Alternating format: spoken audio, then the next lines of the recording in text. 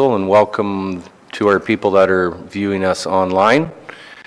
First item is the declaration of pecuniary interest. Is there any declaration at this time? Hearing none. Next item is to go into closed session for personnel matters pursuant to section 239(2)B of the Municipal Act, matters about an identifiable individual, including employees. Do I have a mover and a seconder? Moved by Milt, seconded by Ann. All those in favor? We are now in camera. Okay. That the following personnel changes be approved. Betty Ann Cobain, Clerk Treasurer, be promoted to Director of Corporate Services effective September 1st at grade 31-4 and effective January 1st, 2016, grade 31 job rate. And the position of Technical Services Coordinator be declared redundant. The Purchasing Coordinator's title be changed to Manager of Purchasing, and the Accounting Analyst be promoted to Financial Analyst effective September 1st, 2015. Can I have a mover and a seconder for the staff recommendation? Moved by David, seconded by Ann. Are there any further discussions with that recommendation? Hearing none, all those in favor? Opposed, if any? That is carried. Thank you. Okay, next meeting November the 5th. Do I have a mover for adjournment? Paul and Milt. All those in favor? Opposed, if any? That is carried. Thank you. Next up is Corporate Services Committee, Finance and Property Division.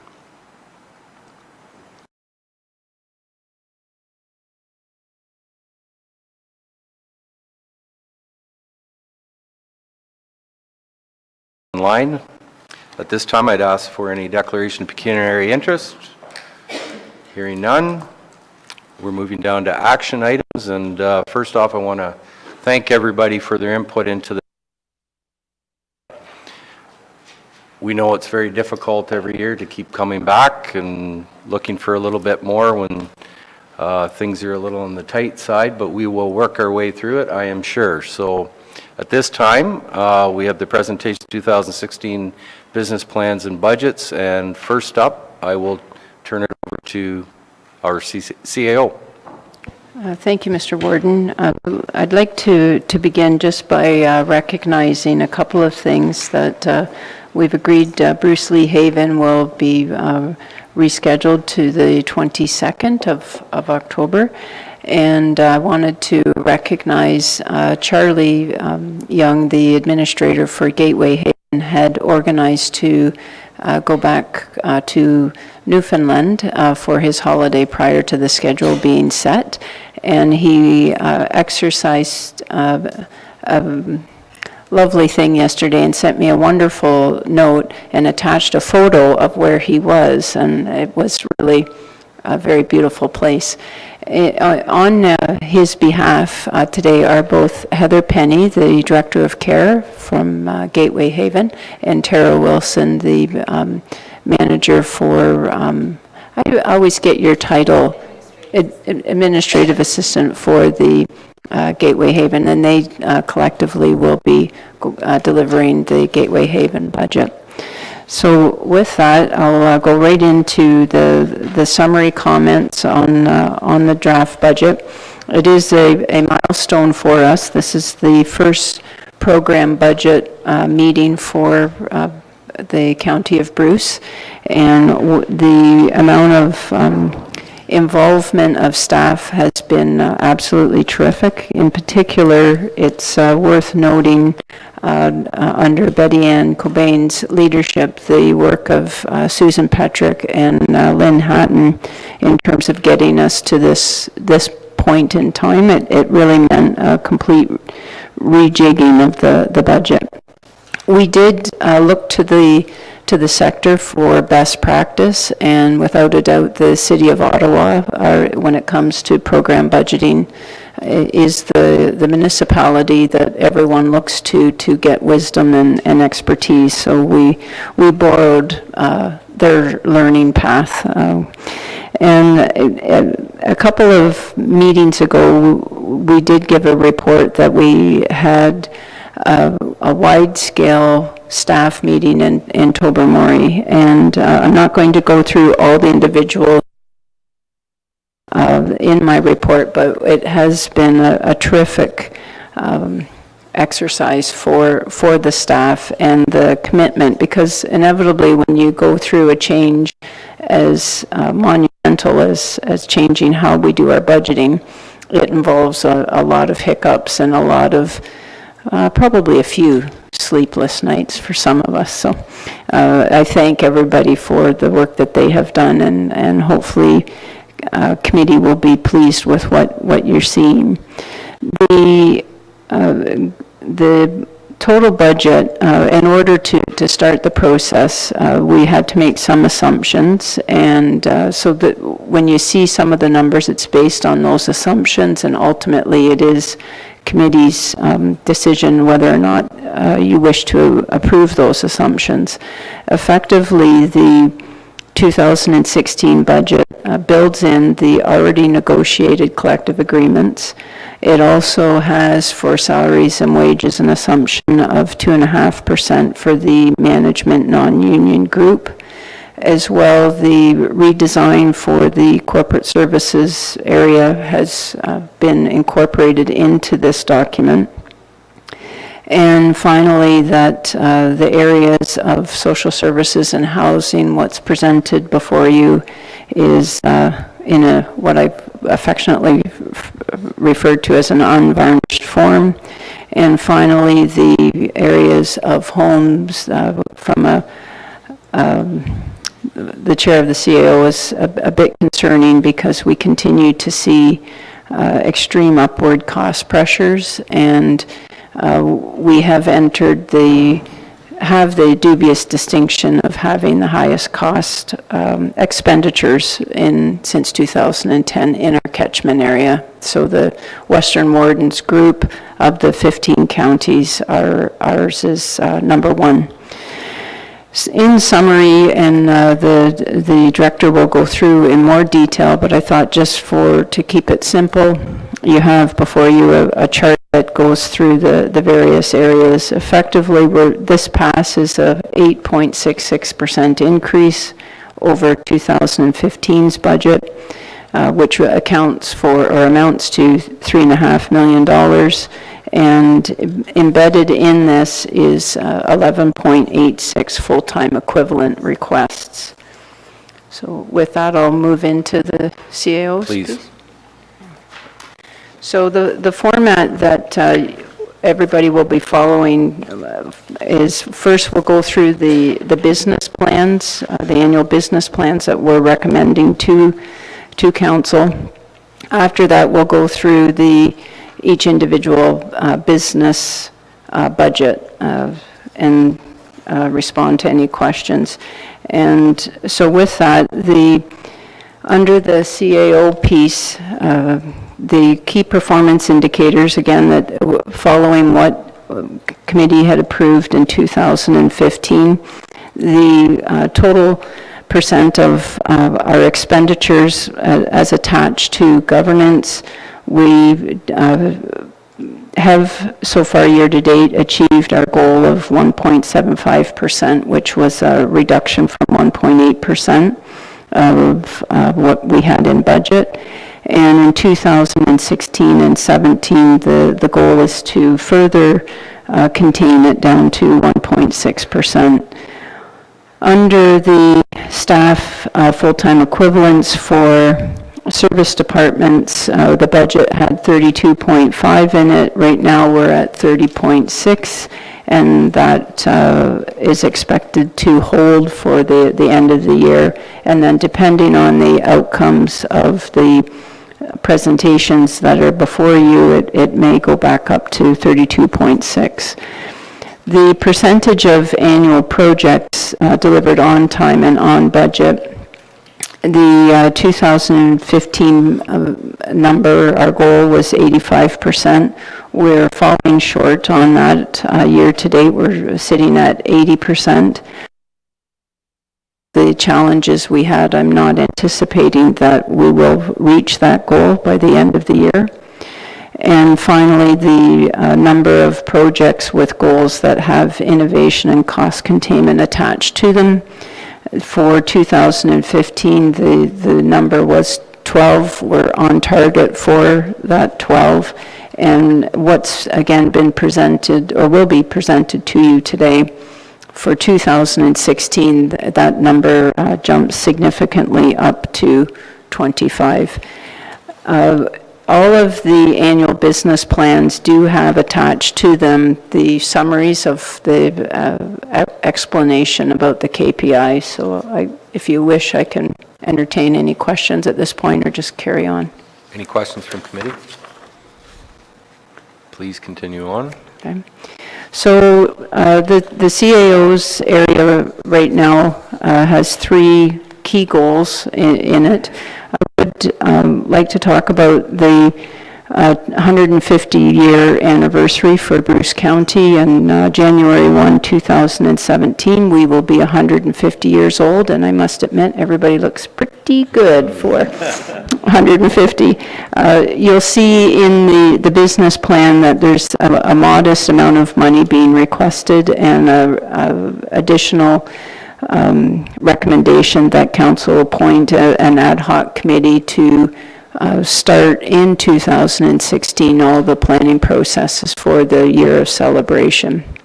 That money that's in the budget, the $15,000, is at this point earmarked to deal with things like printing of various items and securing any resources that we need to secure. Under the second goal for the CAO's office, we've had a significant amount of improvements in terms of how we work, but we still have additional areas where, to use a term from the private sector, where we have some lean processes that we need to put in place. So one of the goals is to start that and have that process that we've launched with the 3 cross-functional teams who presented to you at the October council meeting, that we take that to a new level to, again, provide some efficiencies in the field. And then the third goal is effectively to further support the directors and moving forward a lot of the work that we've started. Between the strategic plan, the operational review, this is our second year of annual business plans, and of course the first year for the program budgeting. We have a lot of support that will be needed to basically stabilize after that level of change. Just carry on? Okay. So going into the business plan, I'll talk really, mine's probably the most straightforward, and I can't say that, you know, I've worked magic having a 0% increase. It's nothing as wonderful as that. But what we've done through the creation of the new corporate services area, we also created the legislative services with a goal eventually, when things transition, that legislative services and clerk's function would fall under the CAO's position. So what's before you today is the first step in that process, and effectively the wage salary savings between myself and the assistant for the CAO are deployed across those 2 departments.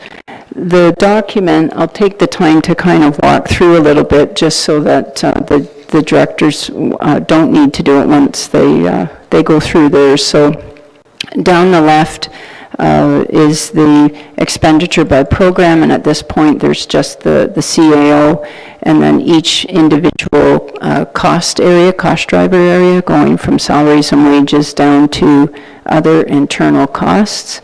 Then you see the 2014 budget, the first column.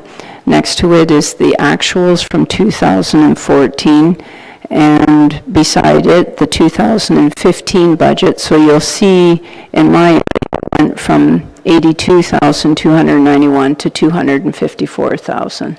So that's a result of the changes with the legislative services area.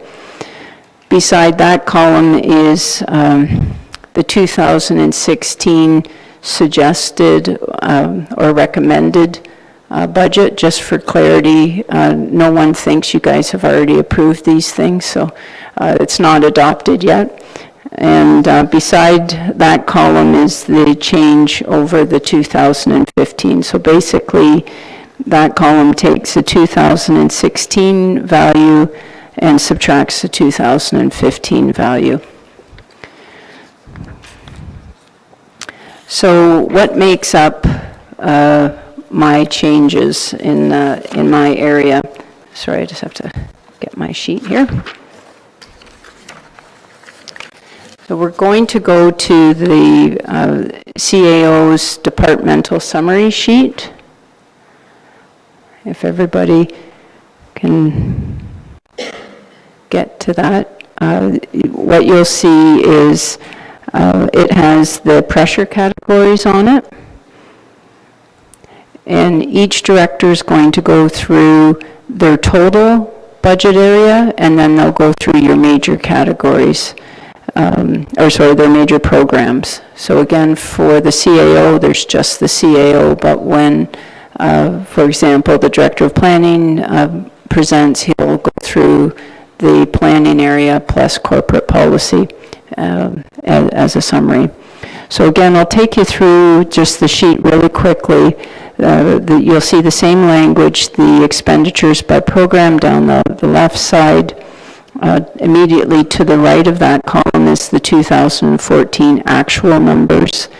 The 2015 baseline is the budget as it started. And the next column beside that, the adjust to base budget, is effectively any changes that have already been approved by council/committee.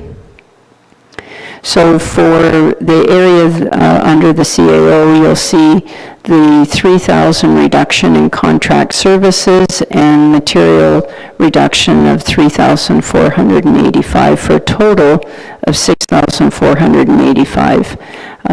One of those is a reduction of legal expenses, and the other is the reduction of corporate requirements that's just not needed. Next to that column, you see a series of 6 columns dealing with the 2016 adjustments by pressure category. So if I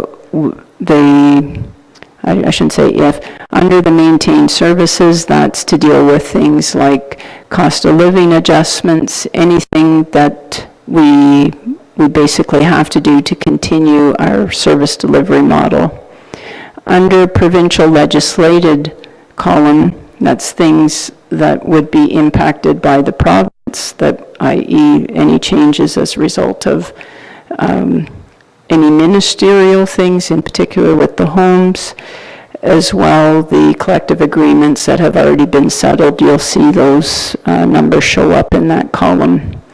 To the right of it is growth, and right now that column is pretty vacant, because it's designed to account for any initiatives that increase our tax base. And our goal on your behalf is in the next couple of years that you're going to start to see some changes there, that we've done such a great job with economic development that we have stuff happening in the growth area. To the right of that is council priorities, so you'll see the 15,000, which again is connected to the 150-year celebration as a starting point. But anything that as a council/committee you've asked that we do as a special initiative, that's where you'll see it. To the right of there is service initiatives and savings, and here under my area you see a change of 12,000. That is basic and special training for staff is what that is, because we've covered a lot with our loyalists and we have some room, so that savings is being offered up. To the right of that is user fees and revenues if they're particular. So, and then next to that column is your 2016 suggested budget, or what's currently labeled adopted. And for the CAO, again, you see a 0% increase, which I have not worked magic. That's driven largely by the changes between the two departments.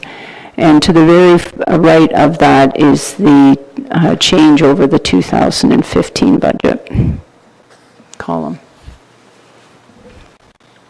Thank you, Kelly. Questions from committee? Milt? So Kelly, I take, for example, contract services. So if I want to see what that means, can I go somewhere to find that, or? Yes, through you, Mr. Warden. Under the notes section, any member of council can refer to the notes comment that spells out what the, excuse me, what the changes in that area.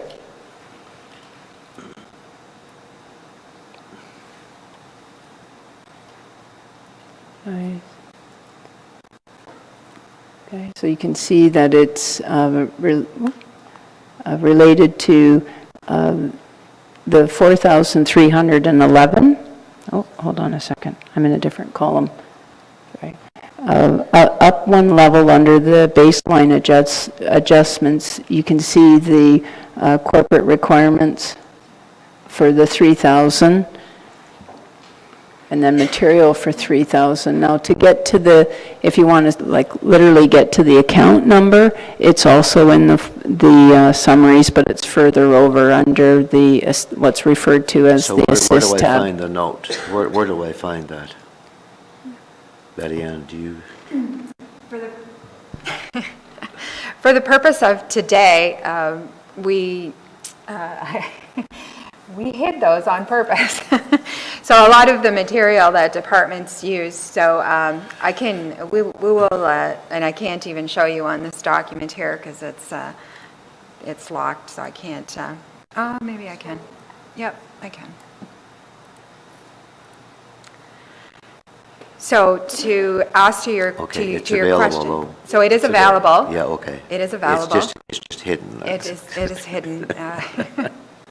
So we can, so basically all I did was right-click and said unhide, and then there are a number of items here that are available. But input and assist are the ones that are going to give you the explanation. So I brought up the assist one here, and it will show you exactly what is included in, so operational supplies and material expenditures includes all of those things, periodicals and subscriptions, memberships, but for the purpose of trying to move towards a different budget model to try to, I guess, to use the words we've been, to keep you out of a little bit out of the weeds, to give you a better overall, we've captured it into the other documents. But this is available for you so that if you want to go down and see what is included in those bigger numbers, that will be the tab that you would need to open to get that information. Okay, but I can't do that today. Is that what you're saying? Or if you are opening up it in Excel, we can do that for you. Okay. Or if you're using the link, which is just the PDF, it won't be available to you.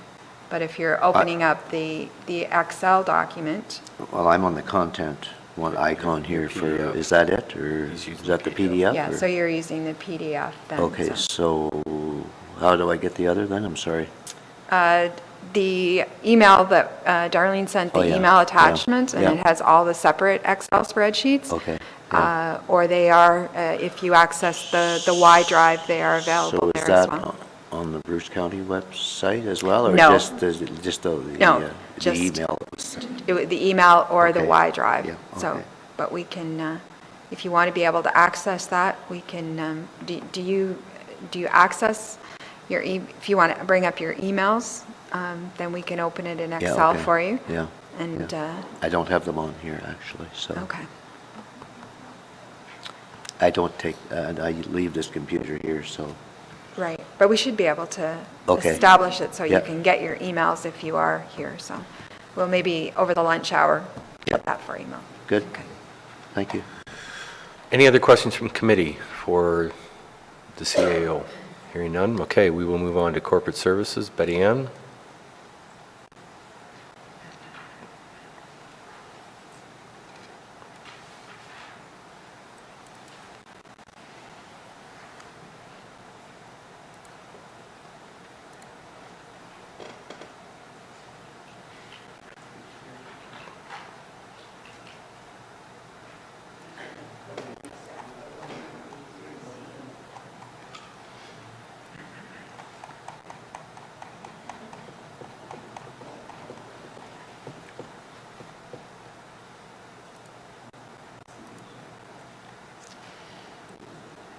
Okay. All right, thank you very much, Mr. Warden. And so today it is my pleasure to present to you the first corporate services business plan and budget for the County of Bruce. Corporate services is, of course, includes our three divisions now: legislative services, finance, and information technology. And I wanted to take a moment to formally introduce you. Today, last week, you heard that we had engaged our new IT manager, Tom Service, and Tom began with us on Monday, and very excited and very pleased to introduce Tom to you. So Tom Service, Council, Tom will be joining us for the day, and we'll have an opportunity to introduce you to him at lunch. So I did want to indicate that I have had our staff have assisted in the preparation of not only the business plan but the budget as far as the development of it. Tom and I have briefly reviewed the IT portion of it, so we do want to make that mention today that just given Tom's input now, we may have some variations of this as we move forward before it's adopted.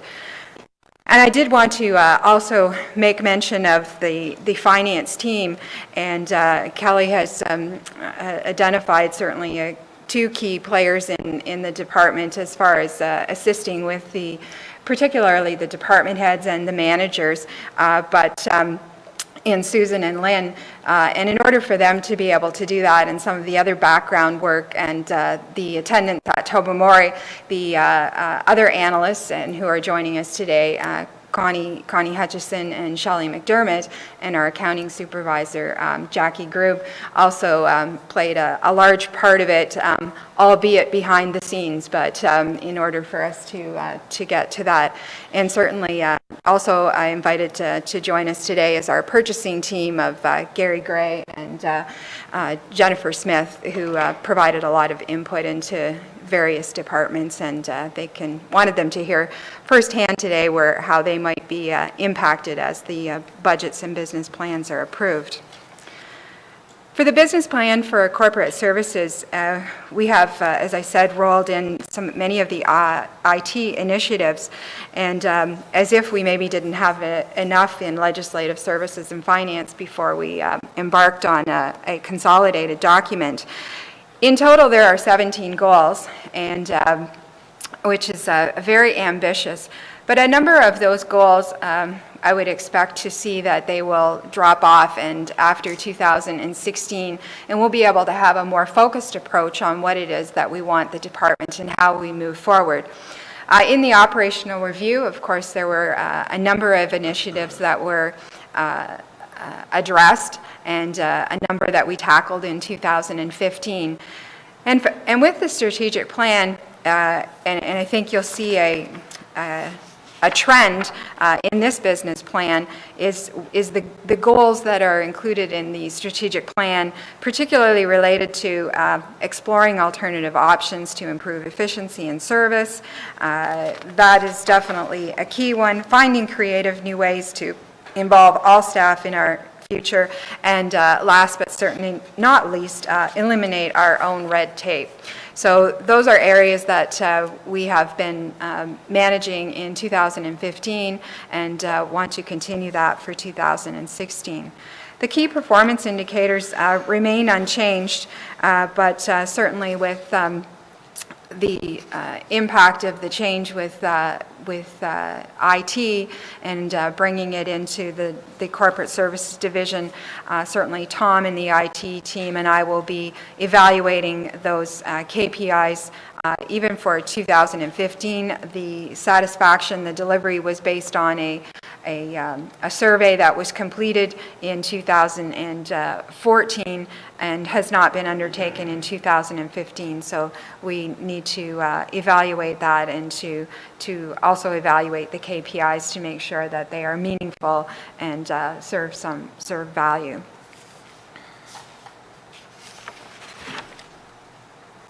Because there are 17 goals, and I have had the opportunity to review this, of course, with our CAO and our department chair. I know you've each have had an opportunity to review it as well.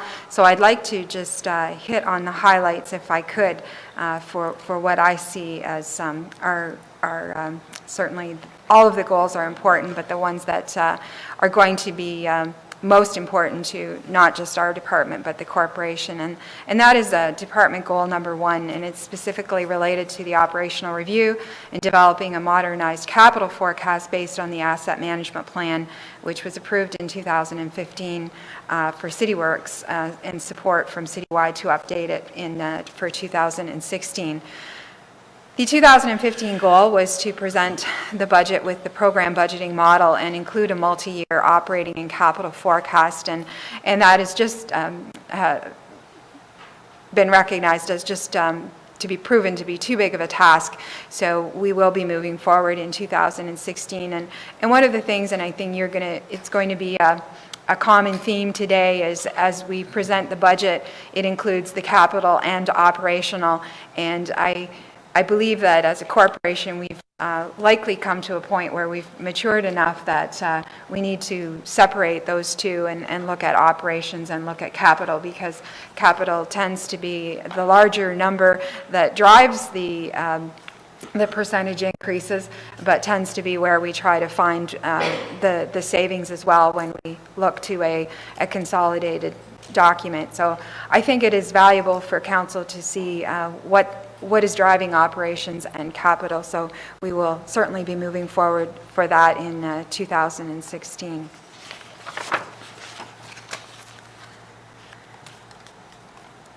Goal number 4 is related to our procedures for purchasing, payments and invoice, collection of accounts receivable, and based on the results of the cross-functional working team related to procurement, we are certainly in the finance division prepared to react to those adjustments and to be able to eliminate our own red tape and finding creative new ways.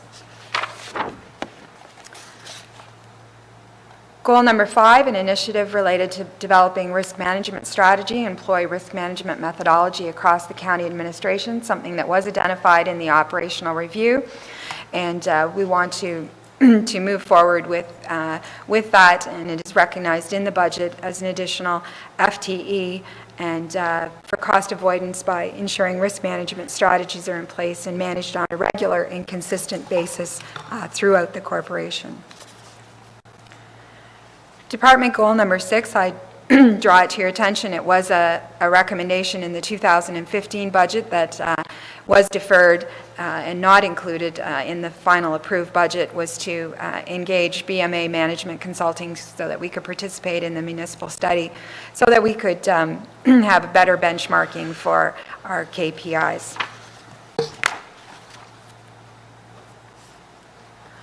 Goal number 7 is the analysis of the corporate services responsibilities with the amalgamation of the 3 functions. Although that is already begun, we just want to make sure that we are evaluating the best practices and reporting to the Corporate Services Committee with our ongoing successes and recommended changes. Goal number 9 is to elevate IT as a strategic partner, and we want to make sure that we are reviewing opportunities and prioritizing across the county. A number of the IT business goals in the business plan are ongoing, carried over from 2015, and as I would suggest, they are as much internal goals as they are departmental goals, but I felt there was value in bringing them forward and continuing to recognize them in the 2016 business plan. Department goal number 10 is to improve the core IT services through standards. Again, something that began in 2015, but we want to make sure that we are building redundancy into our core services and that we have a foundation that we can move forward.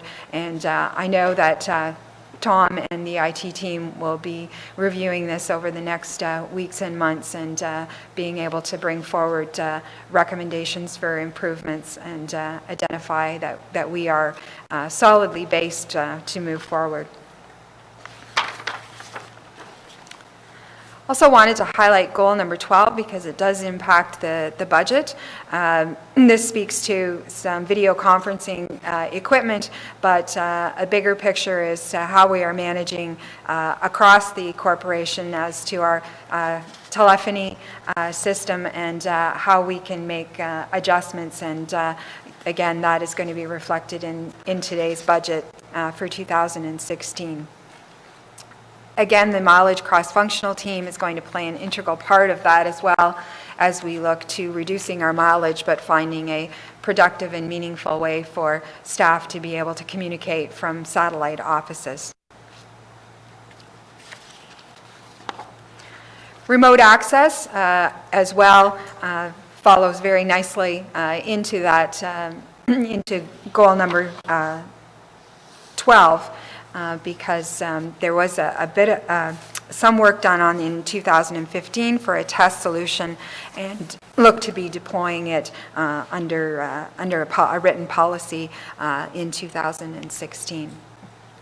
The Microsoft upgrades is worth noting is the budget as well, that you're going to hear that there's significant costs associated with IT, but those costs have been deferred from the other departmental budgets to the tune of about $164,000 that was allocated in 2015. So those agreements will all be under review for as the agreement ends in 2016. Goal number 15, interestingly enough, out of the 60 plus recommendations in the operational review, there was only one that was specific to information technology, and that was number 20, and that the county should pursue opportunities to enable the sharing of information technology services with neighboring municipalities. And we will want to embark on an evaluation of that to determine best practices and work with the local municipalities to develop any next steps should there be a desire. Obviously, we want to make sure that we're serving our county community first and making sure that we've managed that. But if there are opportunities, we want to be able to look at that and certainly follow up on the operational review recommendation. And while I mentioned that there was only one where IT was specifically named in the operational review, they likely touch in some shape or form at least 75–80% of the other recommendations and how information technology can support the other departments.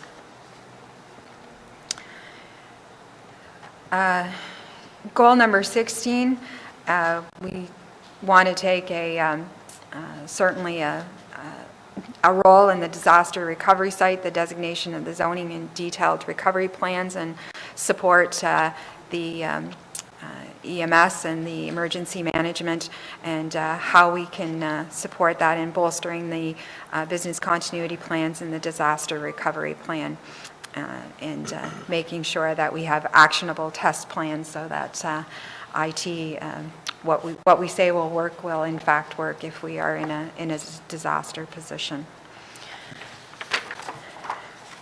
So again, very ambitious. A number of them will likely be easily achievable, others perhaps not so much. And as we move into 2017, those goals will become more direct and more specific as we move the department forward.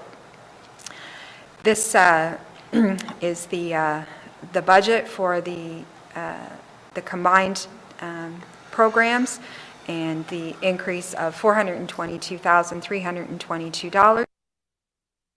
I'll explain further as we move into the budget.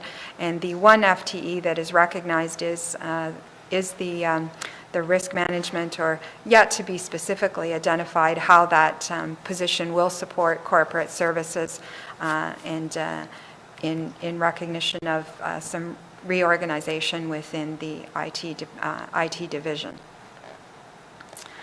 We do have a couple of initiatives that we want to lay out on the table for 2017, and certainly that will be the introduction of the multi-year operating and capital forecast, which will begin as soon as the ink is dried on the 2016 budget.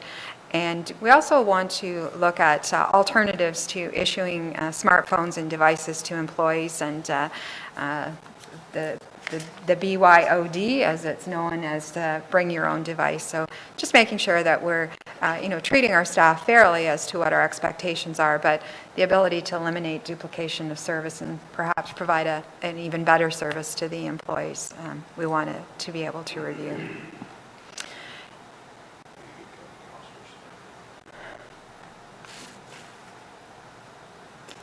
If there are any questions on the business plan, I would entertain them, and otherwise I'll move into the budget. Nope. Thank you, Mr. Warden. Betty Ann, I think it's your goal number 6. You're talking about performance measurements indicators. Just the information that's supplied to achieve these performance measures, is it consistent enough throughout that it's meaningful, that the information is meaningful that we get? Or I've heard in the past where we're not all using the same input data to generate these numbers, so is that still relevant, or has things changed dramatically? I say something, so I'll refer to Kelly. The only thing I would comment through you, Mr. Warden, is the suggestion is to utilize what's referred to as the BMA study. So under the BMA study, they actually do level the playing field to make sure that we're comparing apples to apples and oranges to oranges. We will be one of the first counties that launches into BMA. Most are lower tiers, but all of the region that, again, with the Western Wardens are covered under it. And that's exactly right, because in the past, as we do our annual financial information returns, we use the information from the Ministry of Municipal Affairs, the programs that they have, the performance measurements. I look to Susan Patrick because she's smiling, and Connie Hutchison, who does over the board how people manage those numbers. So the BMA management consulting would be welcome to be able to make sure that we're comparing apples.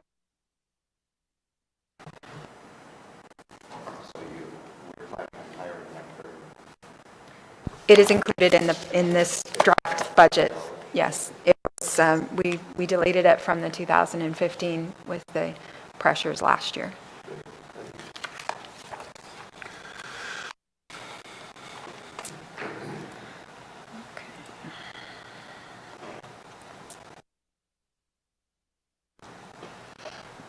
So for those of you who are looking at the content, it is going to be this document here, analysis total department, or if you're looking at it in Excel, it's about midway through the document. There's no page number there, is there?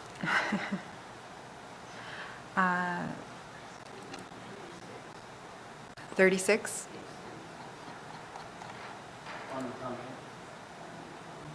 Excuse me, with the PDF version, it's page 36.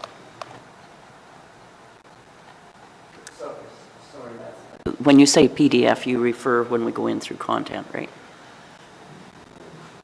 No? Because No. I got a blue page and it's 30, but 30? Yep, that's the PDF document. Okay, on content it's 30. I don't know if that's the right page or not, but that's the PDF document. You're Should be 36? 36. Okay, Yeah, I think it may start at 30, but the document that we're going to refer to begin with is page 36. okay, thanks. Okay?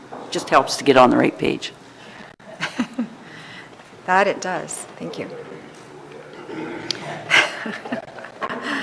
410, yeah.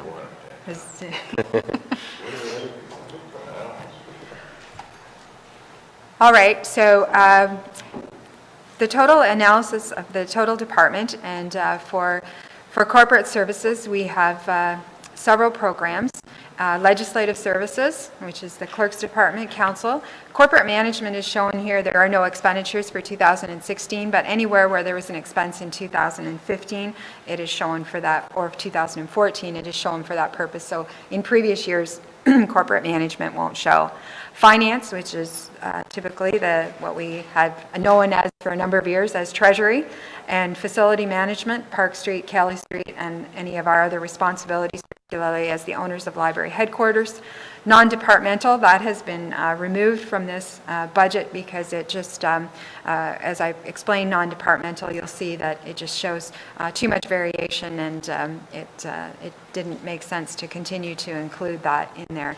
And then information technology and health services.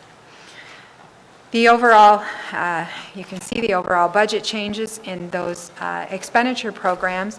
So you can see the net requirement, the gross expenditure increase is $508,000, the adjustment in the revenue. So the total requirement of $422,000, which is broken down by type in the salaries, wages, and benefits, the contract services, the material, particularly the capital. That is where you're going to see the significant changes in this budget, which has been relayed to you in previous presentation.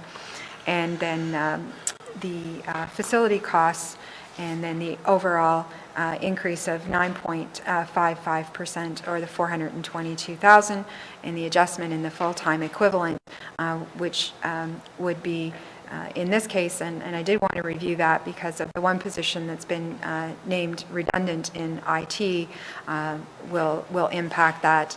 This was based on the one new change to highlight that there was a request for a new position. So to the next page, the analysis for legislative.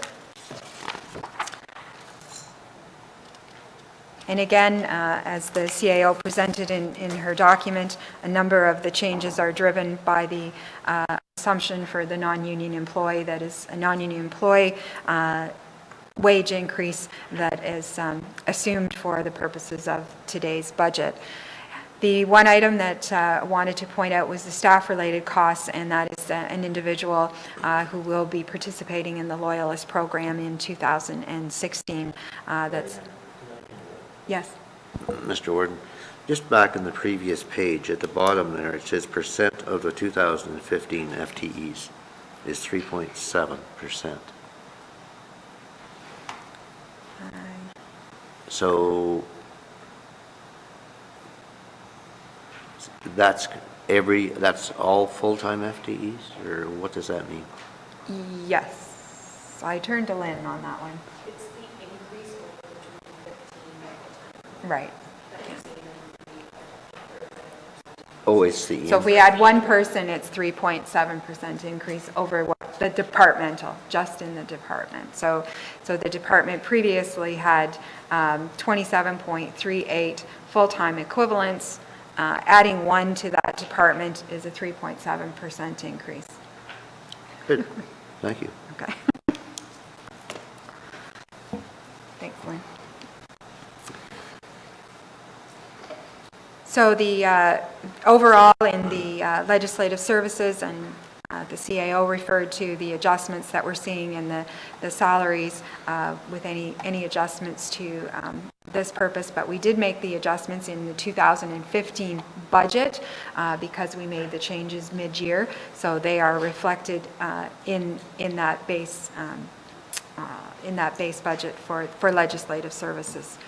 The adjustment to the base, the $5,000, was related to the cost that we had estimated to bring live streaming into the council chambers. And that, of course, is not a repeating expenditure in 2016. In the finance department, we are looking at an overall net requirement increase of just under 18,000. And again, what you're going to see from budget to budget is the adjustment in the baseline as it's related to the salaries that are being reallocated, portion of the director to IT and to legislative services. So if you were to look at all of the budgets and the adjustment to base budget, it's going to be a decrease in the expenditure in finance and an increase in information technology division.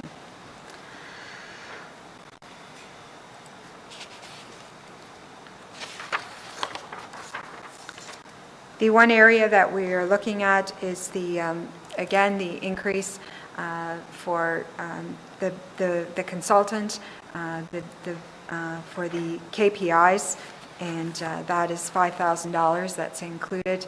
And as we've gone through this, we've recognized even as now when I'm talking about how did we use the different pressure categories, and you'll see that during today, as our first year, as we were determining, is it maintained service, is it provincially legislated, is it more a service initiative?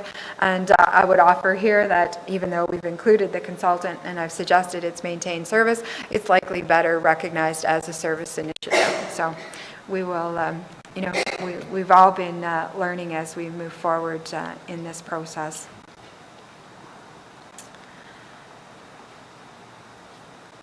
The facility management, we had spent some significant time with the capital for Kelly Street and Park Street, and that is reflected in this document. So you can see as we look at facilities management, the increase of the net increase is 26,000, but there are some significant increases within the capital, but also the ability to use from reserves. The one area that we're looking at, and I've identified it as a council priority, you may beg to differ, but it is the recognition of the renovations for this facility, and we've identified that it, as we go to tender, that number will be able to solidify what that is, but suggesting that any expenditure related to that would be internally financed with the exception of $10,000 that would be used from reserves. So if the expenditure comes in at $100,000, we would finance the $90,000 from our own reserves, and with a payback over likely a 10-year period.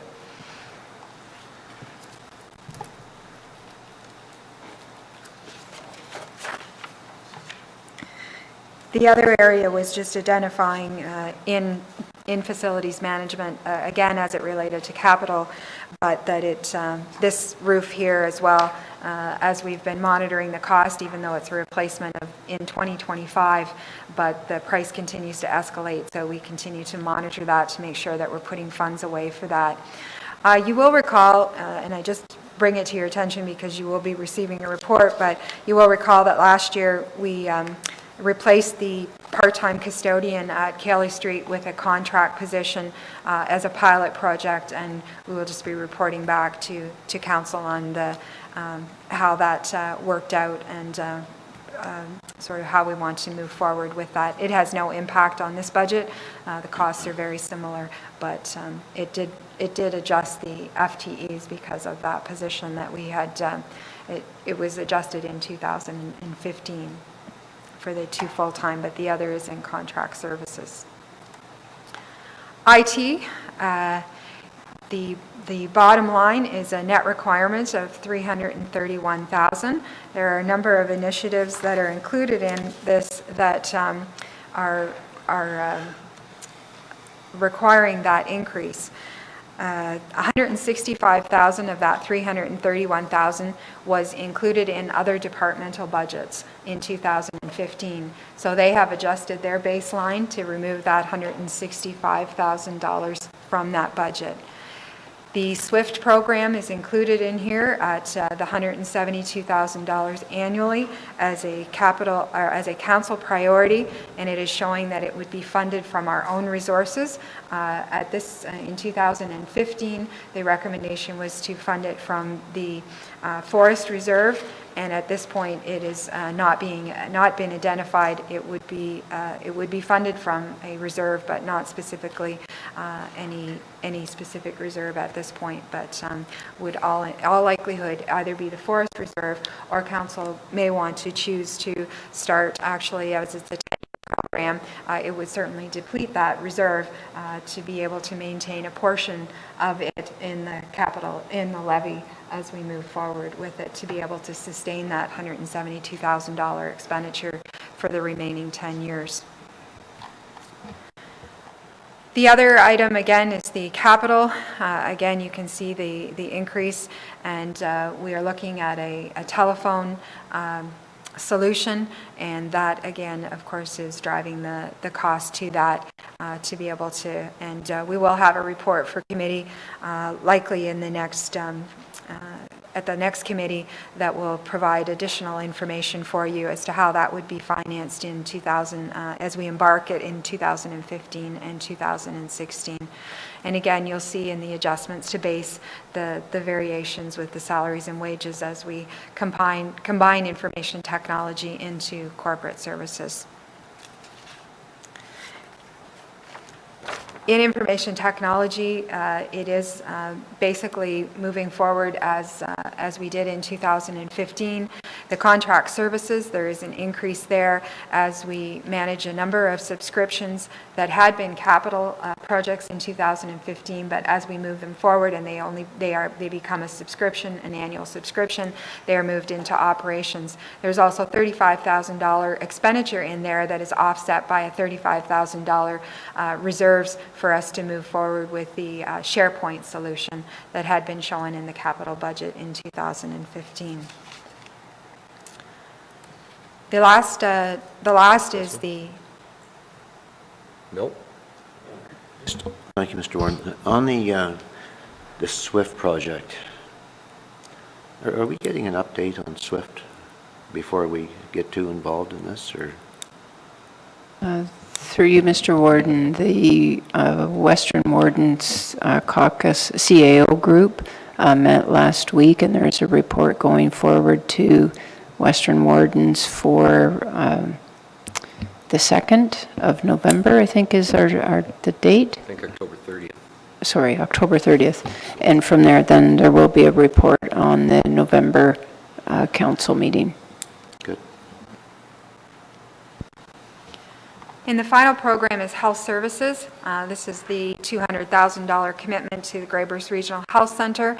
And we've shown it as an adjustment to base, even though it is a commitment, but we'll want to highlight it annually. If we don't do it, then it doesn't show up as a council priority. So we want to show that 2016 is the 3rd year of that 5-year commitment, and then the 23,800 is a 2% increase applied to our current 2015 Greybush Board of Health contribution as in our partnership with that program. So we typically are the budget won't be set for the health unit so we add a 2%. We've just received information on their final approved for 2015 to review that as well, and some potential upcoming funding changes as well, so we'll be monitoring that, but for the purpose of this budget, it's a 2% increase.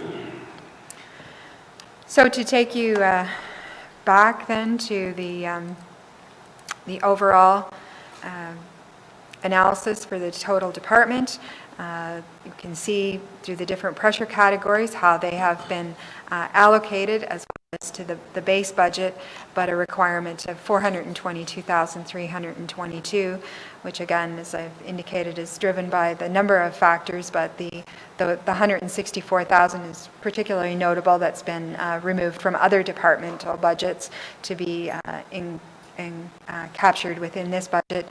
The telephone updates, as well as the 2.5% on salaries and wages. Thank you, Betty Ann. Any questions from the committee? Mike? Thank you, Mr. Warden. Betty Ann, I see throughout here that you have an estimated 5% insurance premium increase. And I just, remind me again, I'll know what this, our contract.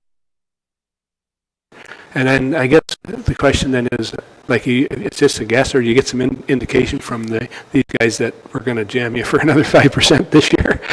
No, it is just that. It is an estimate. We would like to think that we'll be able to negotiate something lower. We had brought a report back to committee suggesting that we did not want to go out for tender, that we exercise our ability to renegotiate for year two, and we do expect that. We'd certainly hope that 5% can be contained, but we have had a number of claims this year, so they will impact what we are able to negotiate. Gary negotiates a hard bargain, so but we've just begun those discussions. And this is the second year with this. This is a new underwriter we have, correct? Yes, is that correct? we moved to JLT at Yes. the beginning of this year. Yeah. Okay, yeah.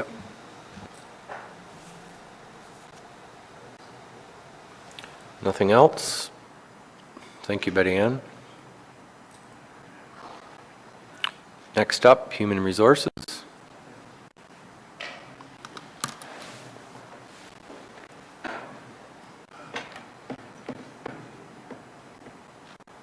You can take, I'm just going to get it up here for you, Mary Ann. Just, not all the business plans were bookmarked. Found it in there.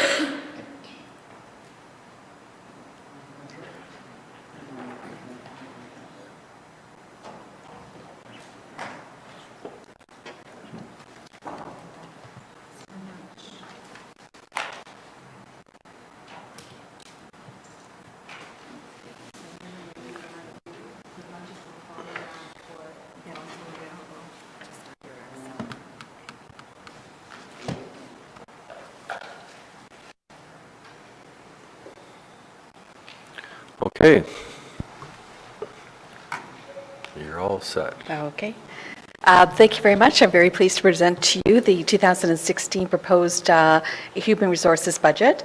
The Human Resources budget does consist of three areas. It's Human Resources, Health and Safety, and Wellness. Our business plan doesn't indicate, no, it's been updated, so I'm good to go. So this is currently where we are as of Q2 for 2015, and we do have some projections for 2016. It's notable that we are remaining with the key performance indicators that were first introduced in 2015. There is an addition of a new KPI, and so that's going to be our lost time injury rate.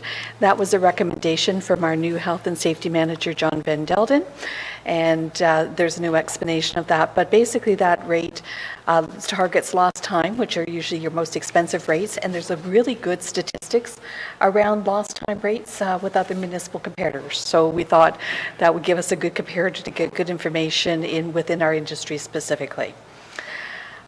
So we have a number of initiatives that tag into 2015's initiatives. So you'll see our goal number 1 is to adopt a policy of letting managers manage across and bolster and clear accessible policy guidelines.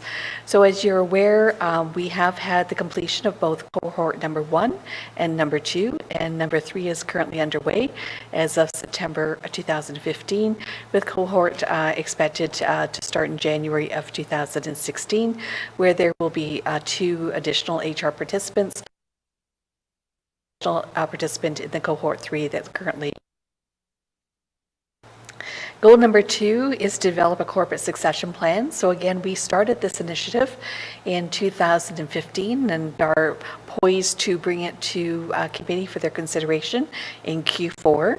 And so directors do play a very key role in the commitment to talent management and accountability for succession planning.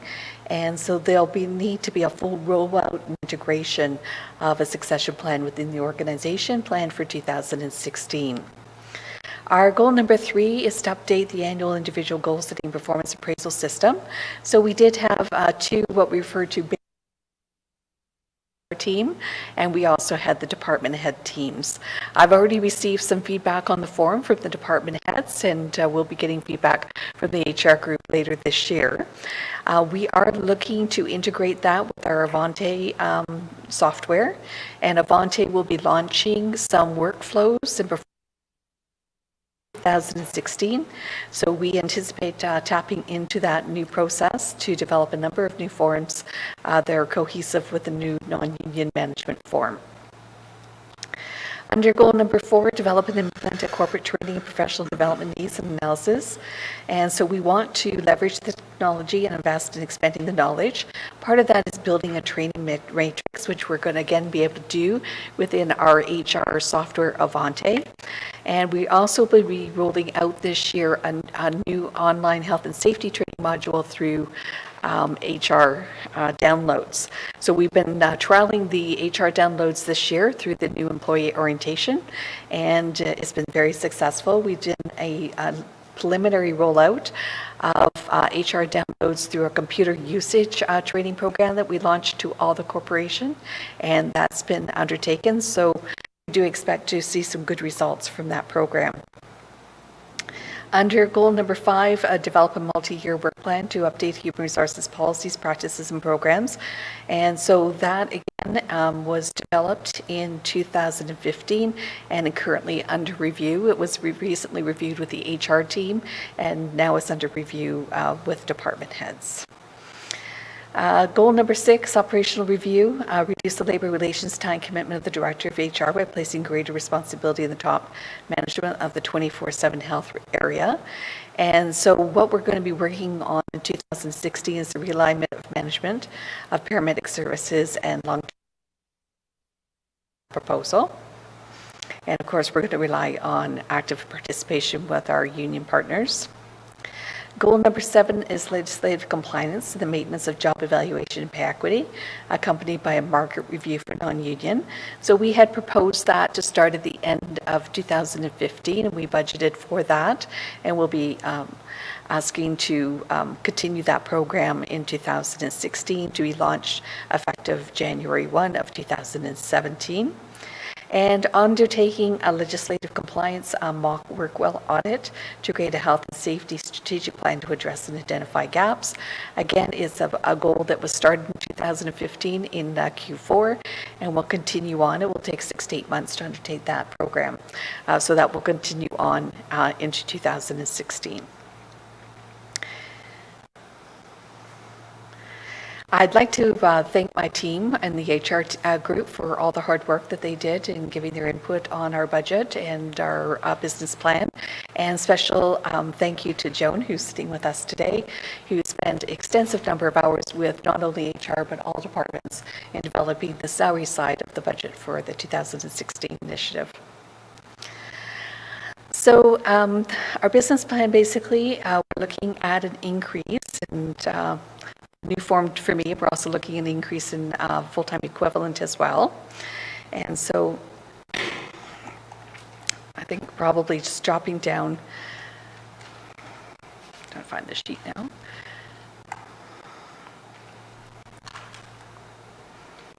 Okay, so we're looking at an overall proposed adopted to be at a 4.72% increase, and that's in combination of all 3 departments.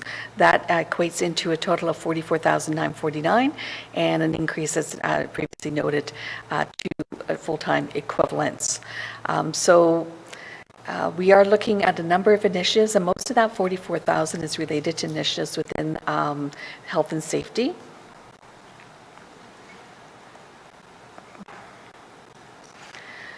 So we'll, let's see where I am. Okay, so we do have, as most of the departments have referred to already, our maintained services, so those are to maintain our regular salary, wages, and benefits. As you may have recalled, there was a very large increase in our health and dental effective July 1 of 2015, much higher than we had projected at about 24%. So that has segued part year for 15 and part year for 16. We have built into the suggestion that there's going to be a 10% increase in 2016, implemented half year, so that's a 5% increase. In the HR group specifically, I did have somebody off on maternity leave in 2014 and 15, and so I've proposed the buyback of their OMERS, which is equated to about $6,000, and so again, that's under the maintained services. We've also got obviously our legislated taxes and so forth that will be going up in 2016 as well.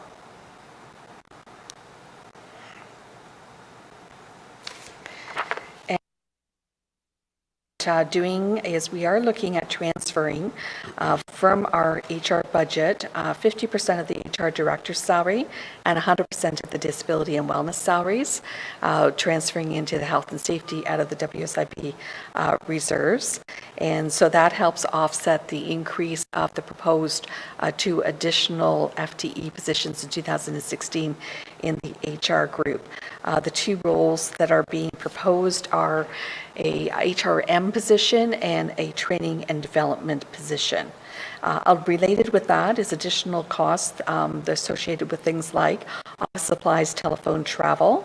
And we also are realizing in the HR group this year a reduction in our legal subscription rate of about $2,500. We have no service award recipients this year in 2017, so we've reduced there. And we've also realized a WSIB consultant reduction of about $5,000. Can't find out where all that is.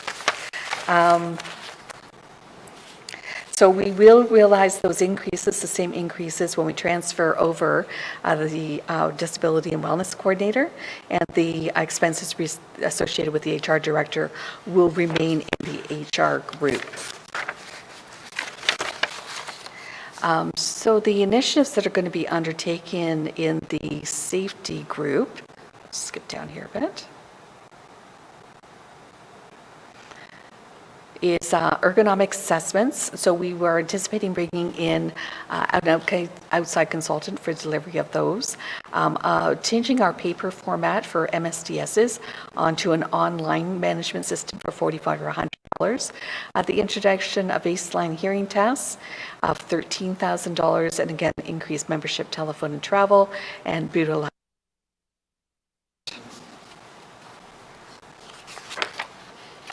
And that is the HR budget. Thank you, Mary Ann. Questions from committee? Milt? Mary Ann, if you would, could you go back to page 71 and slowly explain that to me, please?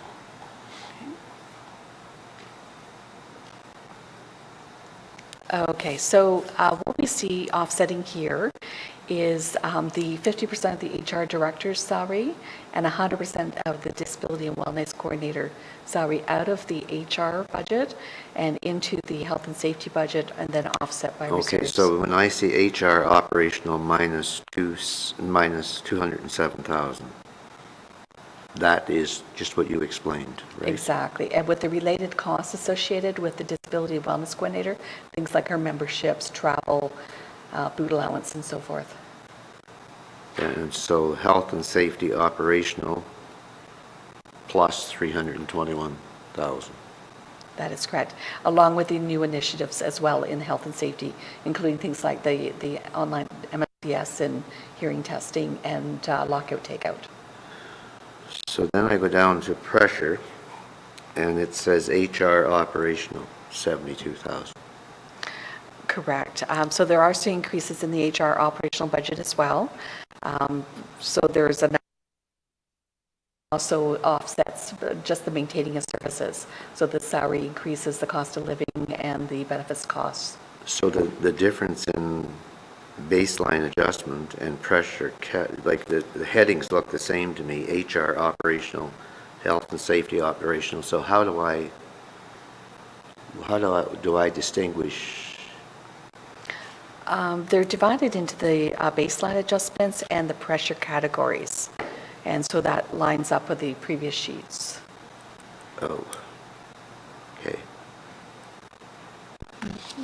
If I refer to pages, the following pages, let me get my numbers right, pages 73, page 73 gives you the detail that explains what's under your HR operational on page 71, All right, and then so on and so forth. all right.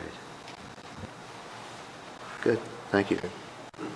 Any other questions? Hearing none, thank you. Thank you. Chris?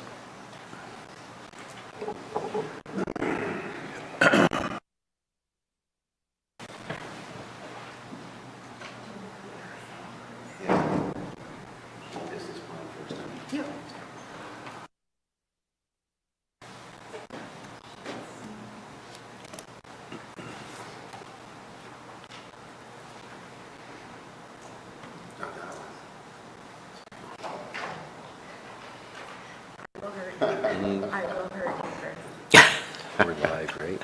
I don't care. Yeah, because you can, right?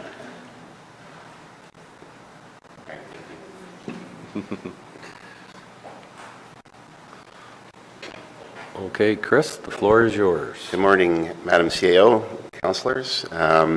Appreciate this opportunity to talk to you about the 2016 budget. And you'll notice, you've probably already seen the bottom line and some significant changes in terms of how our department is proposing to do business, some of it in 2015, 2016, and onwards.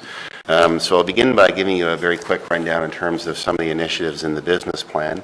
And then before we get into the budget, I'll highlight on some of the major changes that we're talking about in terms of economic development, much of it structural, and much of it reflected in the budget in terms of FTEs and new functions.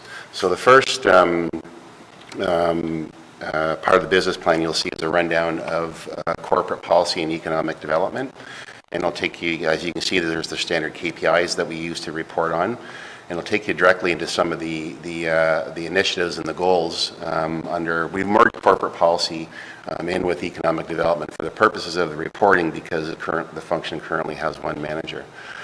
So in 2015, we started doing a lot of work in around this idea of the Bruce County lens, and it was interesting because it led to uncovering a whole bunch of other things as we peeled back the onion, and this is that there's not really a consistent voice across most of the departments, nor is there a consistent voice for how we speak to business within the county. And so we'd like to continue with some of that work in 2016.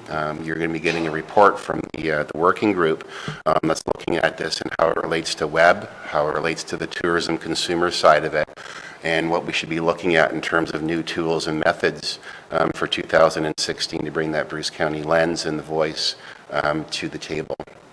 In terms of number two, sort of very much related to number one, and this is the idea of looking at the corporate messaging on strategic initiatives and projects that are both internal and external. So this is, again, how we message internally to the corporation and also to those others outside of the corporation, including the federal government, provincial government, and the business community. With regard to number three, we hope to implement a county-wide project management tool. As you're aware, we're launching with our own department a number of new projects, and a lot of these projects are complex, involving other members from other departments. And we're working on some new methodologies around project charters and so on and so forth, but we don't have a web-based or shareable project management software up and running, so we hope to work with IT in the upcoming 2016 in order to launch that as well. The next goal is in relation to a corporate database, and one of the things that we found in working with the local municipalities and also the business community is that one of the launch pads for development in general is the keeping of data and the hosting of data and updating data. And we don't really have anything like that open in the county, and so we're not ready really in any way for open data and the open data movement. And so there's millions of dollars of data being housed and shared with the county that's not currently accessible for projects and project management. So we like to unleash that within 2016. One window streamlining, we talked about this before, and this is the idea of, we call it in the staff level, a concierge service, and that if somebody is calling and making an inquiry about the county, consistent messaging, somebody who knows all the community partners, and that information is available through web and also through telephone contact and so on. So it's a way to use technology to organize and disseminate the message across the county. In order to do this, we have to create an inventory of what we have and work with IT to set up a CRM, which is a customer relations management tool on the web. This allows other people to access information and update information as well. So I've hit on some of the major ones, and I do recognize and apologize that some of these have been pared back a little bit in terms of just trying to hit on some of the key, still all encompassing, but you get the general idea of some of the types of projects basically focused in around communications, reference in here, of course, to SWIFT and supporting that project, a county courthouse, and other internal projects as well. So I'm just sensitive to the time, so without going through all of them, we can probably move on to land use planning at this point in time. I'm just going to try to find it here.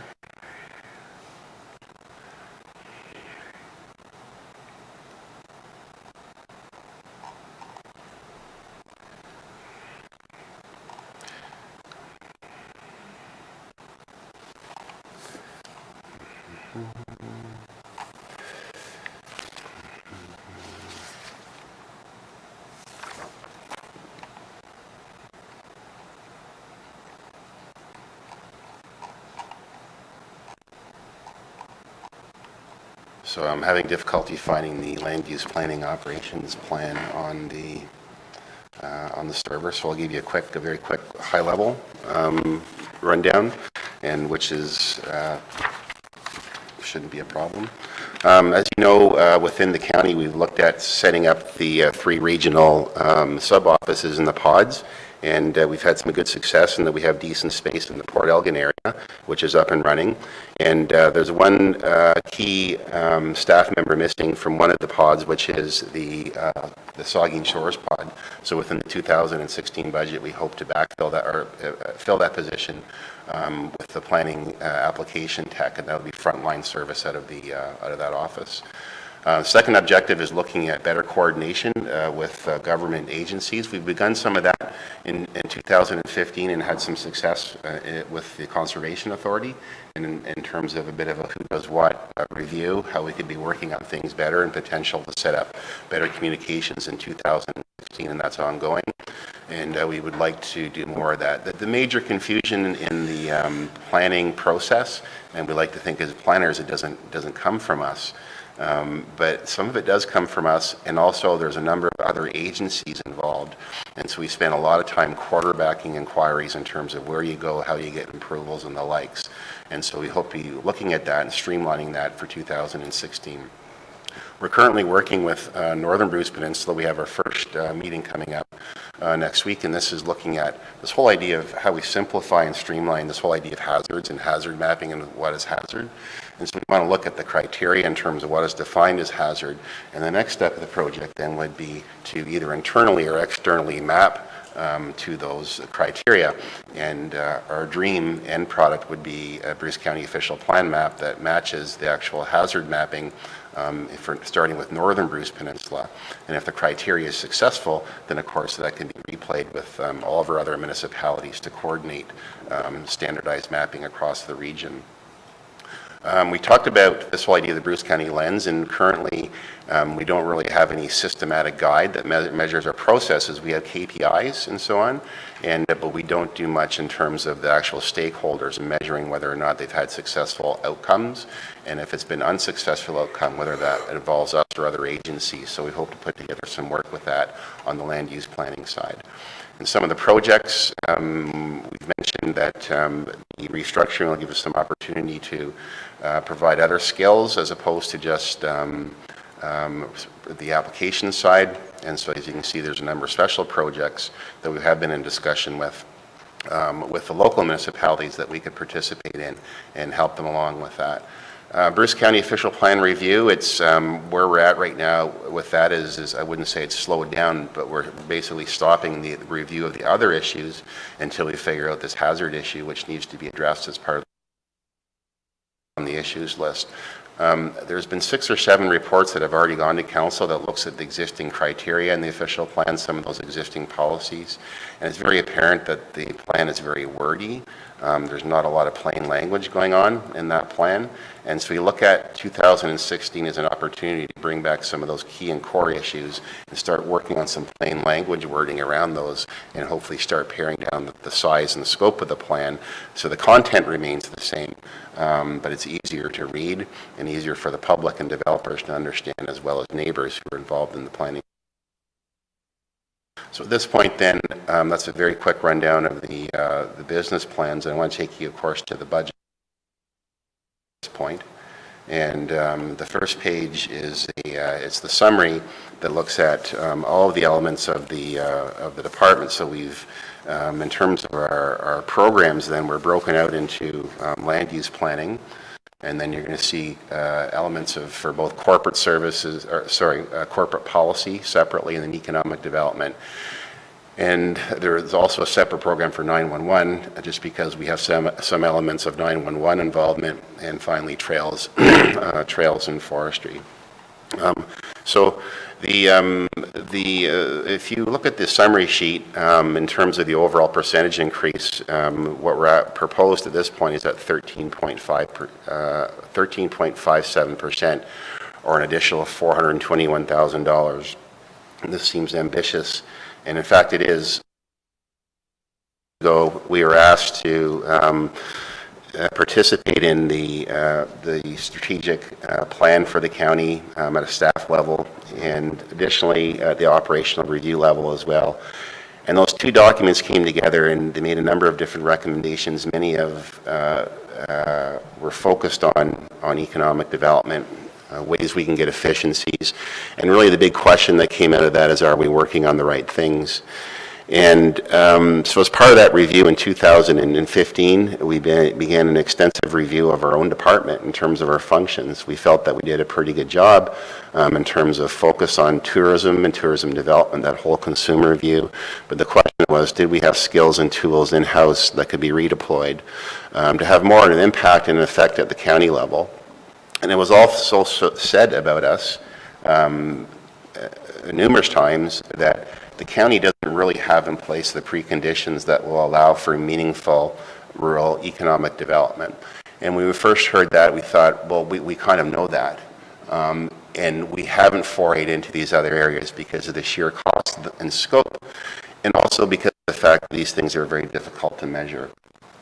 We took it as a challenge at the staff level then to go back and review of all our programs in 2015. And then secondly, based on that program review and where we went ahead with direction from County Council, we reorganized our entire department to basically create the empty boxes where our resources would go. And as a result of the program review, we in fact found that there's many programs that we ran that were not having an impact. There's other programs that had excellent impact but were not all that well resourced and should be included in 2016 as projects we should be moving forward with. There was yet other projects that we felt were having a good impact with our community partners, but were not particularly well focused and could be resourced differently, and perhaps opportunities for other partners to step up to the plate and take on portions of those programs. So the last year and a half, internally and in-house, has been focused on who we are, how we can deliver services, how we should be doing more for the community, and if we are, what is the logical role of a regional government? So to answer that question, we had to interview all of our local municipalities in terms of what they thought about economic development, what it meant, what types of services that they delivered. Is there areas for overlap? Are we stepping on each other's toes? Is there duplication? What programs we run that they appreciate and like and see as having a positive impact on the local community? And as a result of that discussion and communication with other service providers in the area and internal discussions, we came up with essentially 4 reports that have been to County Council that looked at structure, who does what, how do we fund this, some of our grant applications in terms of red, where they should be focused on, so on and so forth. So the last year and a half has been the culmination of these discussions, and it looks at how we should fill the remaining empty boxes. So in terms of those empty boxes, out of the $421,000, we're basically looking at, we mentioned that most of this is coming from staffing costs. And so one new application for the planning technician, the creation of a business development officer function, the creation of a business development information officer function, under sector development, which we call tourism, resource development, nuclear, and the rest of those types of sectors, a project coordinator. And on top of that, we're looking at potentially bringing in the services of the Bruce Enterprise Center at the county level, so we can provide that service more broadly at the county level. And as part of that project, the management of that function would be shared with one of our existing management positions that we have within the department. And but would additionally bring on 2 project coordinators that are funded under the existing provincial program. So a total of 6, including 2 BEC positions with shared management from one of our existing management functions. I mentioned that the overall budget increase is 13.57%. Roughly 9.6 of that, or 10%, is coming from the planning side, which is made up almost entirely of wages for the new position, plus salary increases up and down the grid. In terms of corporate policy development, you'll see some increases there, which I can go through in some more detail. But in terms of the economic development side, it represents a total increase from where we were last year at 16.4%, but recognizing it was not fully functioned. So it's interesting, side which does accurately portray the proposed budget increases and also the pressure categories as well. Under land use planning, there's the fulfillment of the one more staff person for the planning pod, and that's shown as the 66. Under corporate policy, there's some changes in there in terms of program funding that I can talk about as well to finish off the rest of the funding for 2016 for that.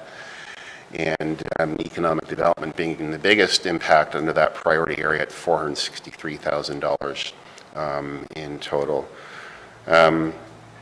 It's interesting to note that within this budget, we're talking about a $421,000 increase, but overall there's a staffing increase of $495,000. And you might ask how this is possible.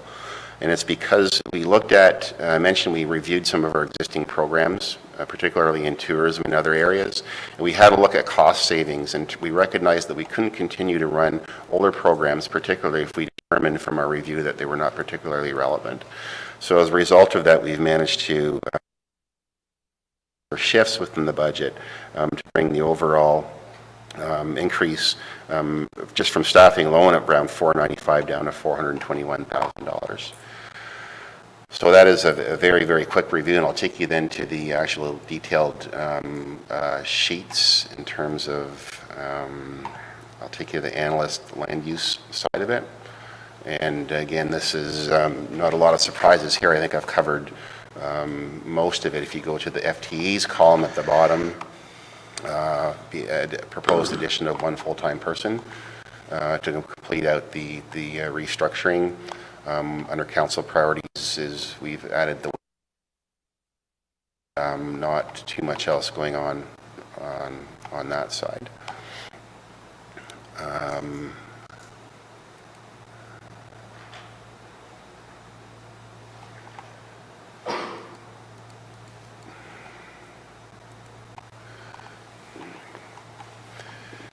Similarly, in terms of corporate policy, if you look into the details of the budget, some additional funding around program funding for 2016. There is potential.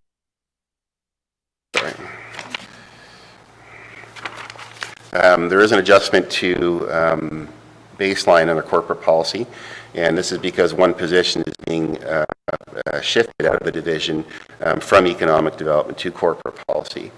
There's also proposed $70,000 you'll see from reserves and that's being proposed. There's a report going to County Council on October 22nd, and that money is to fund the group work that's now coming out of the Bruce County Imaging Committee for 2016. And again, that transfer report coming to you at the October committee meeting.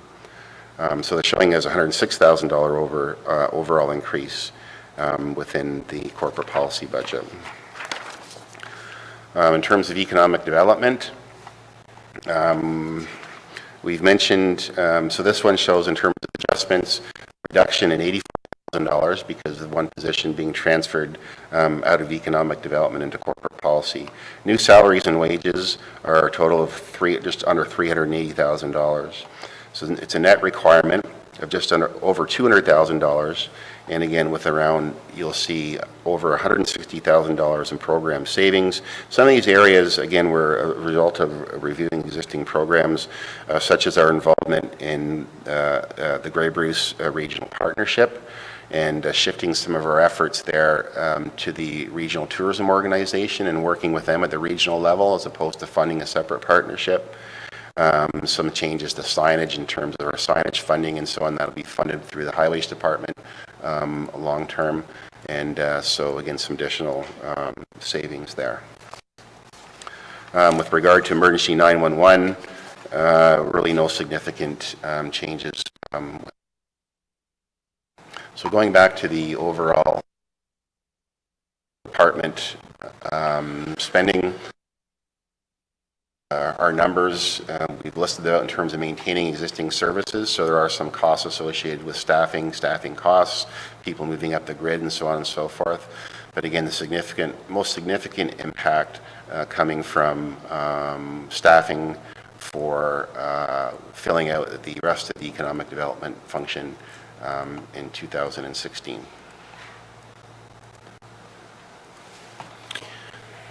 Thank you, Chris. Questions from committee?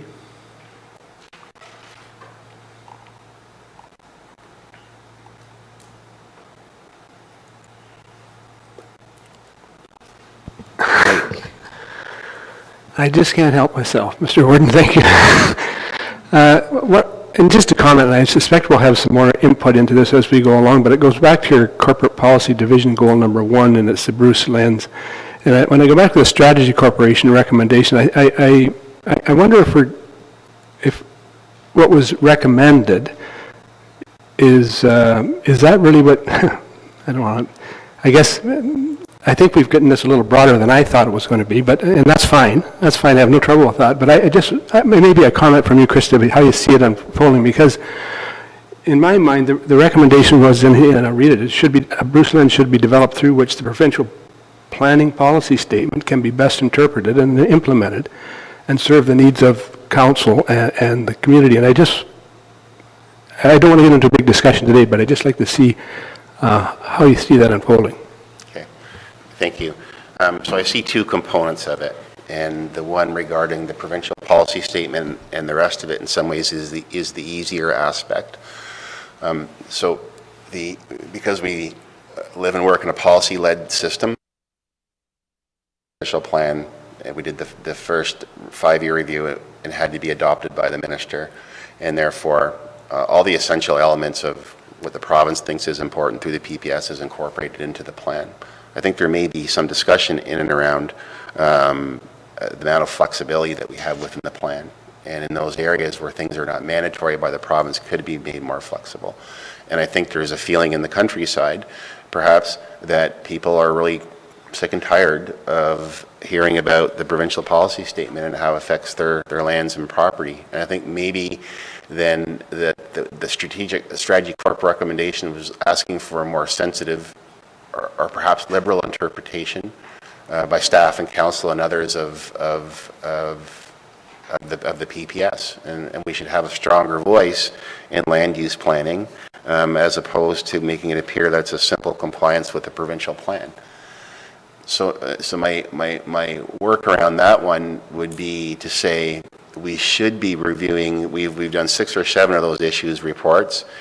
In the first round of the issues reports, we've told you what is exactly we think is mandatory that you would have to do to satisfy the PPS and other areas of discretion.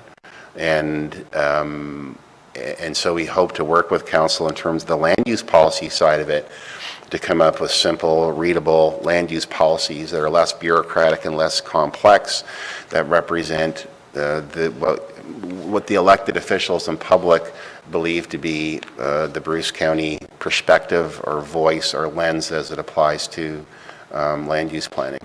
So I see two different streams. One is land use. The talk about the lens and the brand and the imaging is a way so that everybody is on the same page within the county so that we know who we are. And when we're speaking or engaging with people outside, we're all equally able to reflect that positive image externally. So I would argue that we currently have a fairly positive consumer voice through the Bruce brand as it applies to tourism, but it's non-existent. As a business voice, we don't have any of the preconditions in place to allow that to happen. And so that's the two-prong approach that I would see. Thanks, Chris. I think we've got an opportunity to be really innovative, and I think, and as we go forward, you can be sure I'll be commenting on it because I think there is an opportunity. I think it fits well with some of the other initiatives that we really think are important, which is economic development. I think it's a big part to play. And if I might, Mr. Warden, one other question, and this goes back to the economic development, the future initiatives, and it's just the one, and I see the timing here you have in for the development of a nuclear energy sector strategy out to 2017, and I don't, again, I suspect we'll be involved in something before that, but I think there's a good opportunity right now to start some discussions with the operators at the site, and I would like to see those start this in Q1 of 2016. I would challenge the warden to make those contacts and start that dialogue to see where there is going to be opportunities, because I think there's going to be some significant opportunities when we go through these agreements with the refurbs. And that's just a comment, Thanks.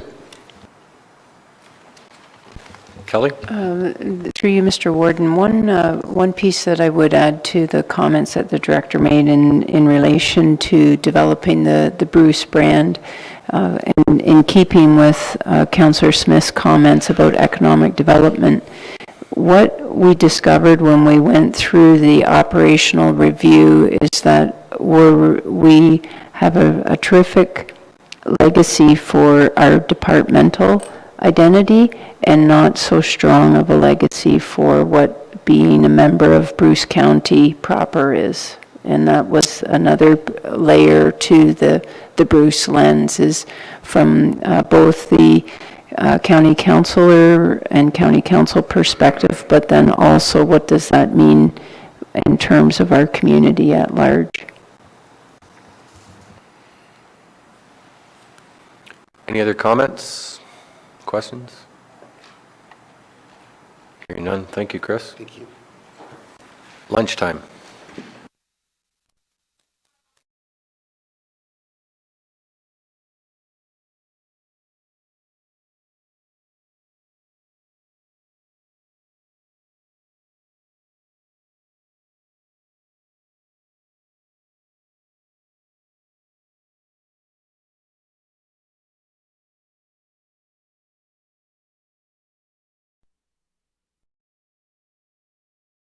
And Brian. Thank you, Mr. Warden. Naturally, Highways is responsible for roads, bridges, and our waste management responsibilities. Our KPIs are broken down into 4 for roads and bridges and 2 for waste management. Again, we use heavily the FIR information for the 2 first KPIs for roads and bridges. We assess the condition of roads and bridges, weight them, come up with a ranking, and then determine which roads are good, which roads are not so good, and which roads are really, really not so good. And on bridges, we rate them as bridges that are good, bridges that are not quite that good, bridges that vehicles don't go on. But naturally, fortunately, they're abandoned bridges near current bridges, and there's something we wish to deal with this year. Cost to maintain 1 kilometer of paved road, again, is a FER information, so a variety of inputs go into the cost per lane kilometer, and historically it's been about $700. There has been comment that we need to do a bit more in terms of maintenance, and so that's why you see the KPIs tend to increase in the future. Maintenance, Mr. Warden, has a bunch of uncertainty with it. The uncertainty reflects in 2012, I think winter maintenance costs for the department were about $1.8, $1.9 million.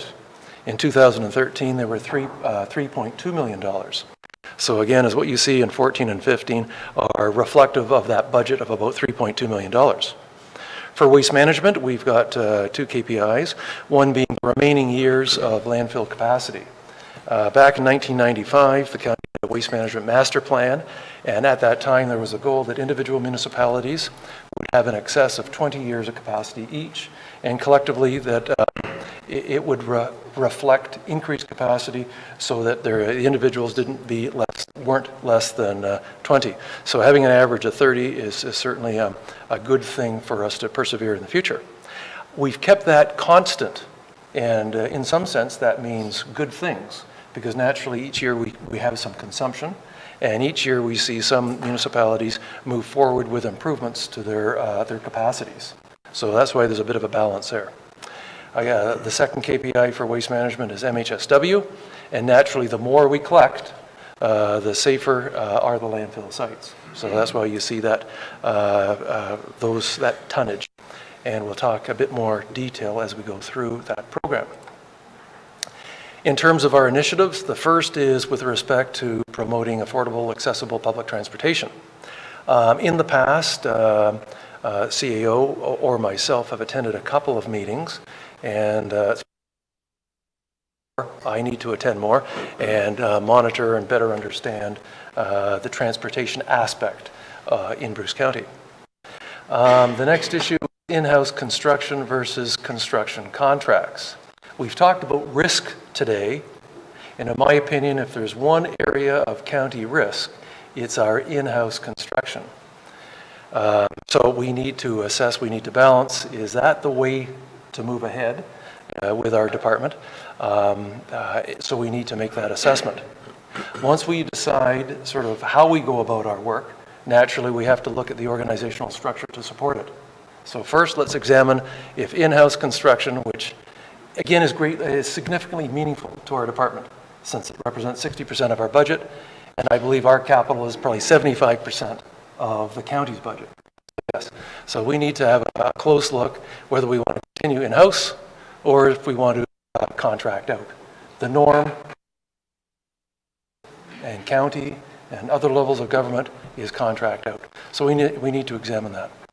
And again, I mentioned organizational structure to support the direction that we take. The fourth initiative is moving ahead with the West Road. And yes, I think people are aware that we spent a great deal of time on the West Road. I'm thankful that all committee members, all of council, had a chance to attend one of 2 meetings held in the north that we had in late August. And the objective there was, many people said that we had to have those meetings during the season. So we did. It was tough on the department. It consumed an awful lot of department time. But we held those meetings. We need to move forward with that initiative. The final one is consolidation of county bridges on local roads. We moved ahead when we assumed about 26 structures directly from the province. It was shared between county and province to solely the county. And we've made a great deal of consolidation. We need to put the final touches on that in the next couple of years. So that was the painful part, Mr. Warden, but we'll pick up the pace. Again, we're going to talk a lot more about 2016, so I'm going to skip these parts in our business plan. When we talk about planning future road improvements, as early as last night, we held a meeting for County Road 25 in Port Elgin. We've got the West Road, naturally, which is an initiative that we've got. We've got other roads, County Road 6 East, down south through Demerton. We've got County Road 33. We've got a variety of roads that we've got to keep on the books and keep them moving ahead. I think we've reflected on the use of our KPIs. So I think we're going to slip directly to page 152. And that's our overall department summary. So, Mr. Chairman, we've got 6 programs for roads, administration, paved, unpaved bridges, traffic operations, and winter maintenance, and 2 for waste management, diversion and disposal. Just as a general comment, you'll notice how our submission dwells heavily on adjust to base, where we take out the 15 capital, and then in maintain services we put in 16 capital. So there's huge swings on those, and those are 2 massive pressure categories to us as we take out past year, put in new year. Going down the bottom, the all-important figure is the impact of our proposal on the county is 8%. And as I go through this, I will likely summarize how our submissions to committee back in August for capital forecasts reflected an impact of road capital of 4.3%. The impact of that 8% because of bridges was 0.9%. The impact on housing and equipment on that 8% was 1.4%. And you'll see that our department requires some further office assistance, and that's going to impact that number by about 1%. All other factors are about 0.4%. So the 8%, that sort of gives you sort of a highlight of where they're going to come from. Our first area program is administration. And again, as I mentioned, you can notice that the heavily weighted areas adjustment to base are as we take 15 capital out and maintain services, where we put our 16 capital back in. So when we come, and I'm going to just high level review this. So again, the impact, actually, you know what, I apologize. I'm going to go back because there's a number I should highlight. Down the bottom right is the increase from 16 from 15 of $975,000, which is the 8%. So having that, let's see where that value comes in. Again, when we look at administration, the 2 components that are driving administration increase are going to be that manpower issue as we make an improvement. We have an extra person in the office, is in addition to some other small increases to labor, is about $140,000. And the other increase is in our capital for equipment and housing. That's increased by $175,000. So when you look at the increase to administration, they're driven by those 2 components. Paved. Some water. Actually, yeah. Oh, thank you, Mr. Warden. Paved roads. I'm sorry. So again, driven by taking 15 capital out, putting 16 capital in. What we have done is we have blended the impact on the levy between paved roads and unpaved roads. So within paved roads, we reflect an increase of $1,392,000. Yet on the next page on unpaved roads, we've reduced that by $912,000. So the impact on roads in general, because those are huge swings, 1.4 million versus 900,000. The net impact is $500,000, reflecting 4.3% on the levy, is improvements to the capital program. And again, we made the capital program submission back in August, and there's a variety, probably about 25 different capital entities within that program. So moving ahead to bridges and culverts. We made improvements to the funds required for bridges and culverts is in the amount of $108,000, reflecting 1% on the levy. We have a bit of a frog in our throat. So again, as we go down the list of adjustment to base, we take out 15 and maintain services, we put 16 back in.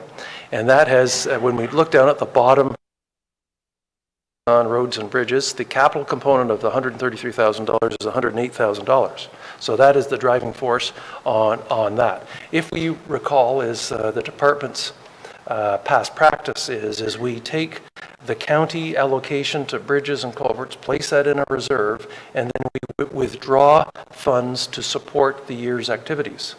2015, we built a new bridge for $2 million, and we make contribution to a bridge by agreement to South Bruce. That drove our 2015 costs. In 2016, we're driven by the McCurdy Bridge over the Saugeen River on the boundary between Erin Eldersley and Brockton. So again, we're able to afford a $2.8 million project there, not straight out from the levy impact, but yet from the reserve that we put money in over the past. Roadside maintenance, operations, and traffic. Again, driven mainly by the capital component. In 2016, we wish to put in luminaires at the corner at John Deere up here, and on County Road 23 and 20, and up near Sauble Speedway on County Road 8 and County Road 13. And that's driving a lot of those cost increases. Winter control. We had kept winter control the same as 2015. Roughly $3.175 million. And as you're aware, there's enormous swings in that. So while we recognize that labor will be a component of it, and labor unit rates will increase, is our best projection is that the overall cost will be similar to what we've budgeted in the past. And you can see that our experience for 2014 was similar. Machine times an account where we charge out our equipment to activities and capital, and at the end of the year we net it back to zero. So that's why it nets to zero at the end of the year. On the waste side, we've got two programs, waste diversion and waste disposal. I'm embarrassed to say that I've made a slight error in that waste diversion really should be waste disposal. And on reflection, I should have made that small alteration. So for waste disposal, as you see here, which is camouflaged with the description of waste diversion, is we've got a $30,000, and that supports annualizing the waste management report, obtaining the reports from the variety of local municipalities, summarizing and providing them guidance. So our net cost is $30,000, slightly less than last year. For waste diversion, it's driven by our collection of MHSW, which is done by a contractor in the amount of $150,000. And as committee is aware, the amount of funds we receive from the province, it fluctuates significantly. And we understand there could be fluctuations again in 2016. Net effect is we're slightly under our request for waste management in 2016 at $140,000, whereas in 2015 it was $150,000 when you add the two components together. Mr. Chairman, I think I'm going to flip back to page 152, which is the general summary. As I mentioned beforehand, is the net impact on the levy. The increase is $975,000, which is significant. When you look at the overall increase from the county, our department is significant because we receive funding from the Fed in the way of gas tax, which we're very thankful for. Yet the 975 is very significant. Of the 975, 526 is road capital improvement. 108 is bridge capital improvement. Equipment and housing is 175. The improvement for wages for that reorganization of the office is 140,000, and the other is quite small. Mr. Warden, that's our submission. Thank you, Brian. Questions for Brian? Nope. Oh, super.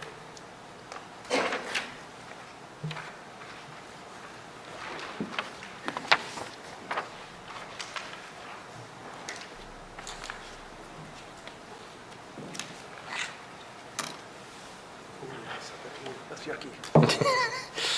All this yucky stuff I have to get out of the way.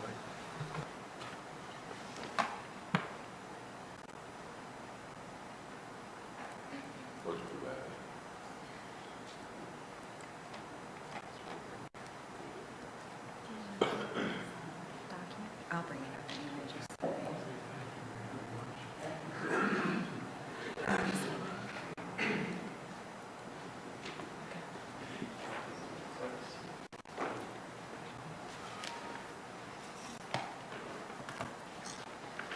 Okay, next up, social services and housing. Christine.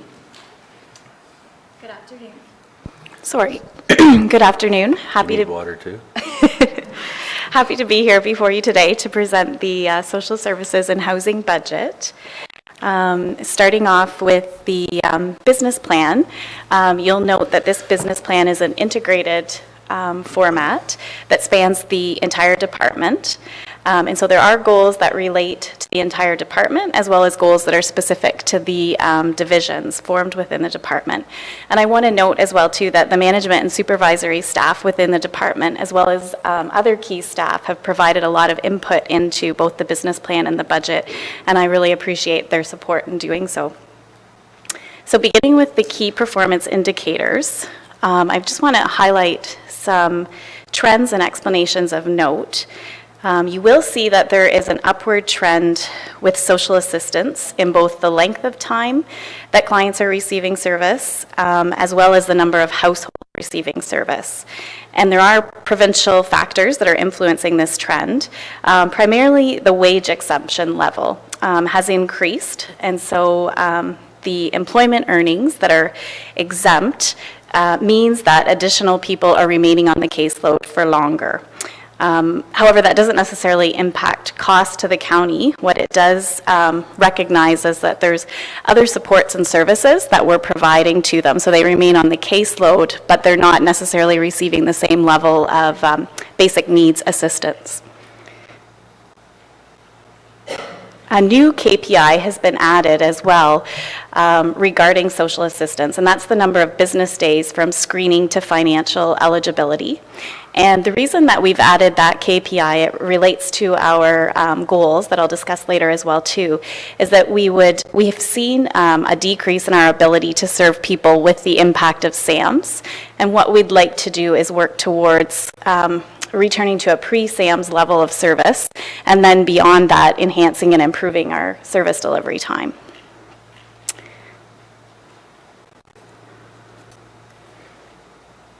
Okay, and I also want to note regarding housing, the percentage of those housed annually. And this is largely attributable to, again, an increasing wait list. The number of applications that were received in 2015 is raising significantly. The number of folks that we're housing annually has stayed the same and is comparable to historical years. But unfortunately, again, we're seeing a rise in the number of applications. So moving into the goals. The first two goals are departmental-wide, and they really have a focus on enhancing the integration within our department and also embracing opportunities that we have with services so that we're really responding to the need that's in the community. So department goal number 1 is to establish a planned approach for creating service delivery hubs in our major areas across the county. And it comes from the operational review. It's number 52 in the operational review. It's expected that this goal will, of course, require a phased-in approach, and it utilizes internal staffing resources as well as in-kind resources from the support of our community partners and the various planning tables that we're part of. Departmental goal number 2 is to identify and implement the human service integration opportunities within our organization to improve the service that we're providing to our clients. And the first quarter of the year will allow us to identify those opportunities that exist and can be implemented throughout the balance of the year within our operating budget that's approved. So the third goal of the department is specific to the Children's Services Division. This division has undergone much change with the implementation of the Child Care and Early Years Act. And so in 2016, we really like to pause to take time to review, consolidate, and align all the different activities and service of the division in consultation with the various stakeholders. So the Children's Services Division are identifying in their work plan specific activities that will happen with regard to this goal. And the fourth goal of the department is specific to the long-term housing strategy, which of course has been endorsed by Council. For this year, it has a particular focus, though, on new rental, which is targeted towards decreasing the gap in service for people that require supportive services. So that spans the whole range of supportive services. So it could be those with mental health needs, it could be those with developmental disabilities and or aging. And so we know that that's a particular gap in our community, and so we want to focus on that with our new rental development. The fifth goal of the department focuses on the Ontario Works Division. And similarly to the Children's Services Division, the implementation of SAMS has been a major change for that division. And so again, we really want to take 2016 to review, consolidate, and revise our daily activities that are happening post-SAMS so that we can return to pre-SAMS level of service. And also we really want to focus on employment services in ways that we can enhance and support individuals so it increases their employability. The sixth goal of the department is with regard to a regeneration approach for the social housing stock in the county. And so we want to look at a number of different things. This will be quite a comprehensive process, as we'll be looking at determining alternate options of how we deliver housing, looking at the analysis of the end of operating agreements of debentures, and also looking at ways that we can finance the deferred maintenance that's currently happening with the capital in social housing. So that takes us to the end of the business plans, and I'll just pause if there's any questions through you, Warden. Milt. Thank you, Mr. Warden. Christine, rental development, how do you approach that? Is that trying to find rental units, or and secondly, are they there to find? So through you, Warden, when we're talking about the new rental program, we're talking about a portion of the investment in affordable housing program. Yes. And so we have in our 5-year plan set aside a certain amount of money in years 3 through 5. So that's 2016, 17, 18, 19. And what we're able to do then is ask for an expression of interest from the community in terms of who might be interested in creating partnerships to develop new units so that we're adding to the stock. Okay. It's not actually supplementing rental. We can achieve that through rental units as well, right? So in the portion of money that's called new rental within the IAH, okay, it is for either the development of new or substantial renovation of old, okay, to create new units. Okay, yeah, good, thank you.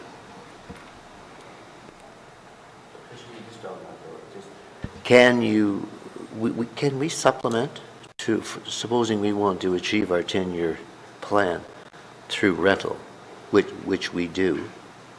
So do we supplement? Again, through the IAH program, one other component of the program is the operational piece, they call it, which is rent supplement. Yes. And so we have made 2 commitments through this block of funding. In year 2, we committed $219,000 and change to span over 63 months, taking us to March 31st, 2020. So that's subsidizing a number of rent supplements. And then we also took another chunk of funding from our year 2, $375,000, which we're spending over 5 years. And so we are increasing the numbers of subsidized units through the rent supplement program of IAH. Okay, thank you.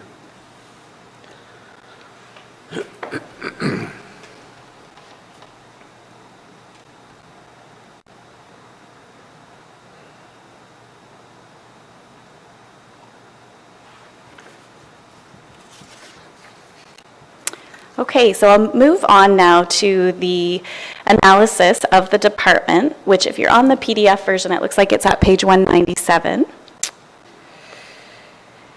And so beginning with the total analysis sheet, you'll see that the budget before you includes 11.07% or $659,000 net requirement increase over the 2015 budget. Staff understand, of course, that council are going to seek further adjustments to that proposed budget, but a more detailed look over the pressure categories will explain the analysis by program, and then a reflection on the priorities that we've included. The primary cost drivers for the department are increased staffing costs, as well as the increased contribution to the Social Housing Capital Reserve. And in all program areas, staff have really ensured that the budget allows for the maximization of the available provincial subsidies that we have, because of course our department is highly subsidized through the province. So moving on to analysis by program and starting with the social assistance page. You'll see that the net impact of the social assistance program is a negative impact of 2.93%, or a decrease in the net requirement of about $38,000. The uploading of social assistance expenditures to the province is continuing in 2016. The provincial share will now be 94.2%, which is compared to the 91.4% in 2015. So that's part of where those savings are driving from. There are provincially legislated impacts, and so you'll see in the provincially legislated column that we are having an impact, and that's caused by a $25 per month increase to all the Ontario Work singles and a 1% rate increase for all other household types that are receiving assistance. Additionally, as I mentioned earlier, the Ontario Works caseload has been steadily increasing due to the regulatory changes, and the projection that staff are seeing is a 7% increase in growth in that program. The net requirement on the county is approximately $21,000 compared to the provincial share, which would be the $348,000. Under the service initiatives category, you'll see an increased cost with a net requirement of approximately $42,000. Staff are suggesting the addition of 1 permanent full-time staff to the program, and that would be in the position of a supervisor for Ontario Works caseworkers. The cost of this position, of course, is cost shared with the province, and the additional staff person would provide additional resources, allowing the manager of the social assistance program to focus on implementing the departmental goal number 5, as well as building additional community relationships and partnerships so that we can further the strategic direction of the corporation. And the supervisor can still provide the additional support that's required for the frontline staff to enhance those services to the clients. So that's the end of my summary of the social assistance program, and I can entertain questions on that program. Any questions for Christine? Hearing none. So we'll move on to the Children's Services Program. You'll see that the net impact for the Children's Services Program is at 4.09%, or a $32,000 increase. The adjust to base and staffing equivalency that you're seeing happen in the Children's Services Program is with regard to the quality assurance position that was approved in 2015, as well as reallocation of some staffing hours from social assistance. So we've taken portions of people's days to work on various programs. The budget also includes additional pull from the Children's Services reserves to create a negative impact with regard to maintaining services. So that's why you see that there's a negative $41,000. We're actually doing an additional pull from reserves that are available for Children's Services programs. And the increased net impact within the program is really attributed to fee subsidy growth, which is based on current caseload data, as well as an increase, again, the OW family's eligibility for fee subsidy with the expanded supports to Ontario Works. So that's where you'll see in growth again that our net expenditure is increasing there by $109,000. And that concludes the Children's Services Program. The next program is Strategic Community Initiatives and Funding. And so the net impact of this program is 32.55%, or a $25,000 increase. This impact all falls within the maintained services. And the services that we're talking about here is the Bruce County Community Services Fund. That's the fund that provides assistance to low-income families to participate in various recreational activities. So the children of those low-income families are able to participate in recreation. And on average, that fund has provided assistance to approximately 200 families annually at a cost of $50,000 a year. In previous budgets, this program was funded entirely by reserve, and that reserve is depleted about 6 months into 2016. So the additional cost here is to maintain the level of service that we've had in previous years with the depletion of that reserve fund. The next program is housing services. The housing services and housing facilities programs, portions of them used to be under what was called the Service Manager budget and the Bruce County Housing Corporation budget in previous years. So in the new program budget structure, we have done some many adjustments to base to align those programs regarding the allocation of staffing, administration, and costs between the two to really true up what's happening. So the housing services really focuses on the client service piece, and the housing facilities really focuses on the upkeep, maintenance, and capital work of the buildings. And so the net impact of the increase to housing services is primarily attributable to that change. So the decreased revenue that you're seeing in housing services is because what we've done is assign the revenue that we receive from the province through the provincial federal agreement, a portion of it to directly to the housing facilities program. In previous budgets, it used to flow through the housing service program first. So in facilities budget, the net impact of the program is a 3.2% increase of federal funding that is impacting housing facilities nonprofit. So there's revenue increased rent revenue for Bruce County Housing Corporation as well too.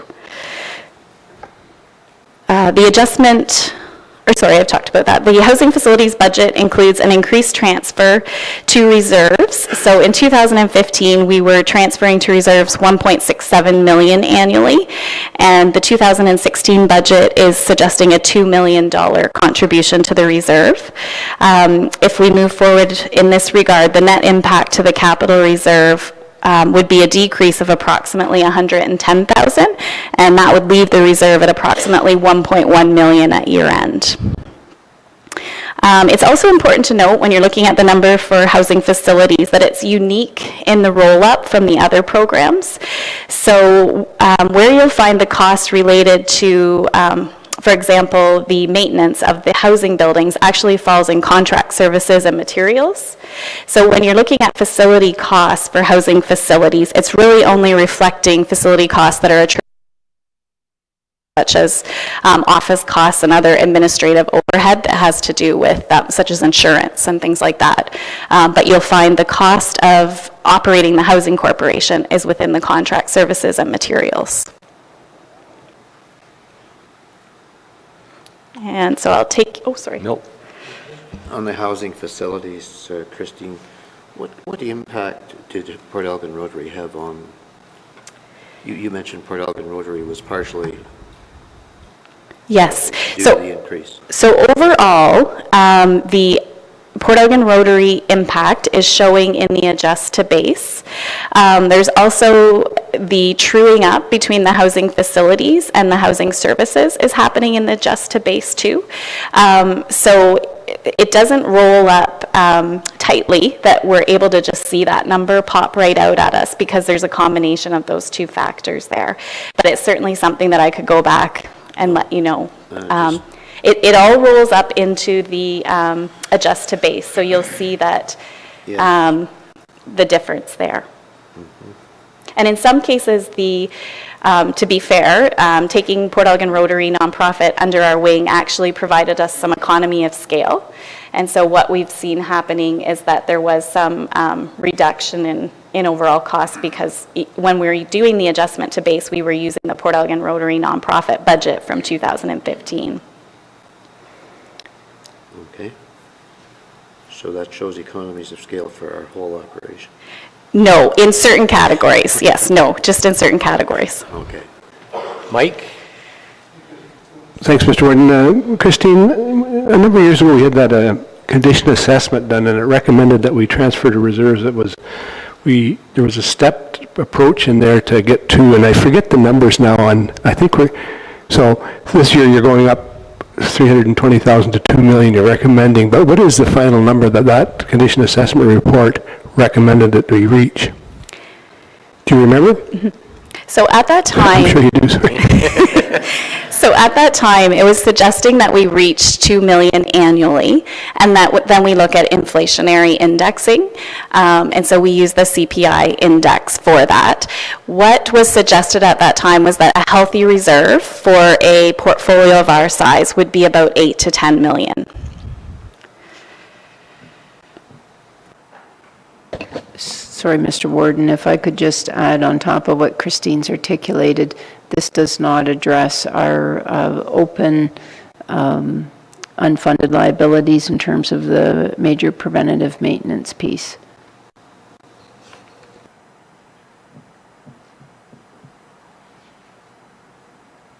Okay.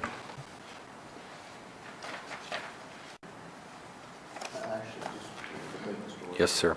Rather than me trying to find it here, Christine, you can answer. With regards to our transfer to capital reserve for housing, for our social housing units, where is that figure at for this year?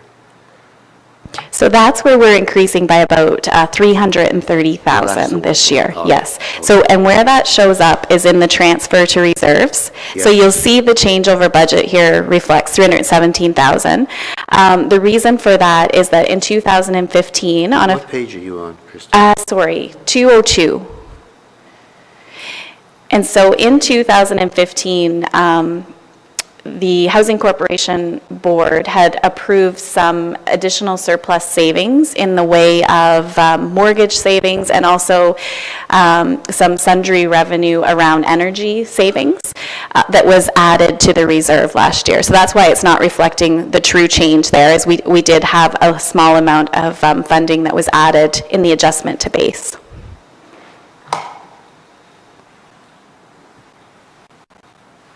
So we're recommending $2 million this year for, good, thank you. Okay, thank you, Christine. Next up is Gateway Haven.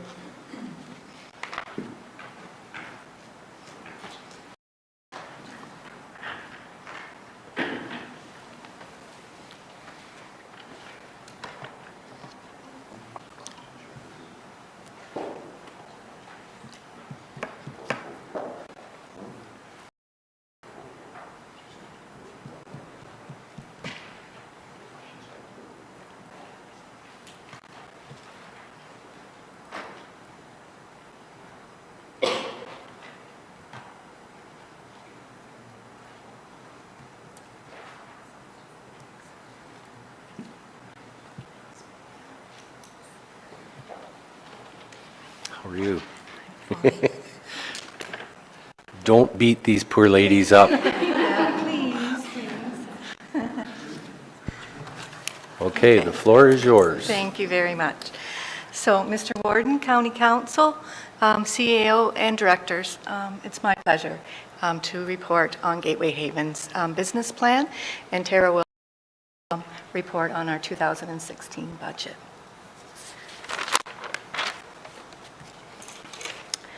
So our business plan, the 2016 business plan for Gateway Haven, has been compiled by the administrator and management. We will readily note that the key performers on this first page that's put up on the screen contains 5 key reporting quality indicators for the county. And if you notice in 2016, there is an adjustment to the municipal bed days that are available because that is a leap year. So we took that into consideration. And so on page, let me see here. Yeah. Page 2, we have added an appendix that contains a further 12 indicators. In our long-term care home, we have to report quarterly to the Ministry of Health and Long-Term Care. We also have to report to the Canadian Institute for Health Information, or which is called CHICA. And we also report to the Health Quality Ontario and the Southwest LHINs as well as the council. And so further, these healthcare officials require that our Homes Committee Board are aware of these quality indicators and what is being reported.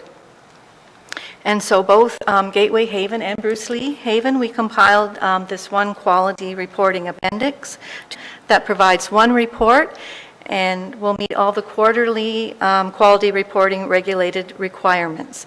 A couple of things though to note, for the potentially avoidable emergency room visits, you'll notice there's a lot of not available numbers there. And that's because that's something very new. That's a new indicator. And so quality, Health Quality Ontario, they really don't have any current for us to compare to, but I'm sure that will be coming.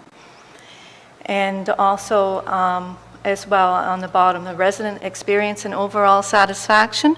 The homes have always reported on that. We gather quality indicators on that with our annual surveys. But again, that's something new for Health Ontario, so we don't have a comparison or a provincial average for 2015. So to date, Gateway Haven is working for the most part well within our quality benchmarks, and our quality emphasis this year was on addressing restraints, and for 2016, our quality emphasis will be on continence.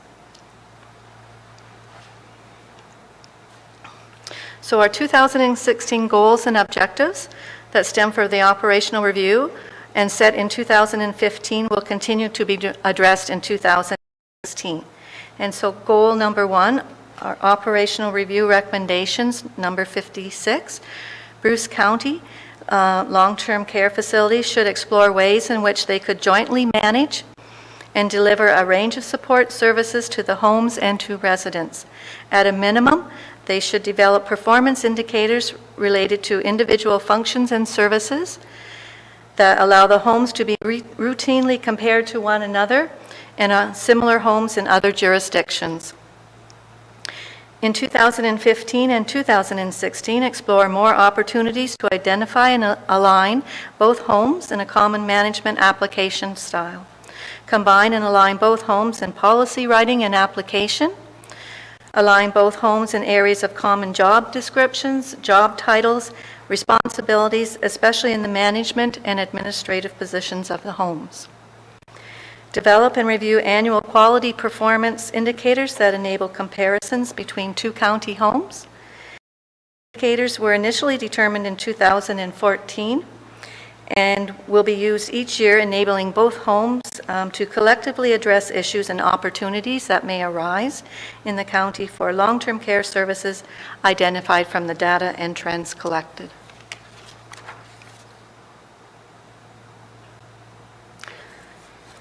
Goal 2, operational review recommendations, number 58. The county should consider bringing together the two major 24/7 operations in the county.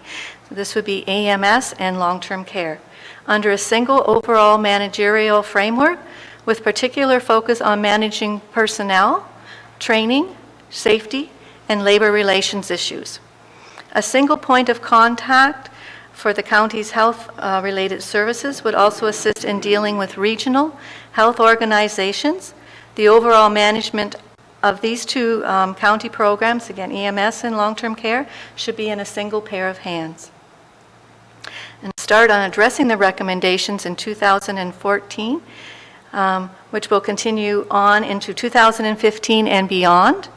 EMS and both long-term care homes, we have commenced the research into the efficiencies that could result in combining our resources and services into main areas. So number 1 would be scheduling 24/7 staff in the homes and EMS by using one combined system managed by neutral staff operated outside of EMS and homes personnel. Number 2 would be utilizing expertise in all 24/7 operations in the area of training, health, safety, and quality improvement. We project that in 2017, scheduling 24/7 staff in the homes and EMS by using one combined system managed by neutral staff operated outside of EMS and homes personnel.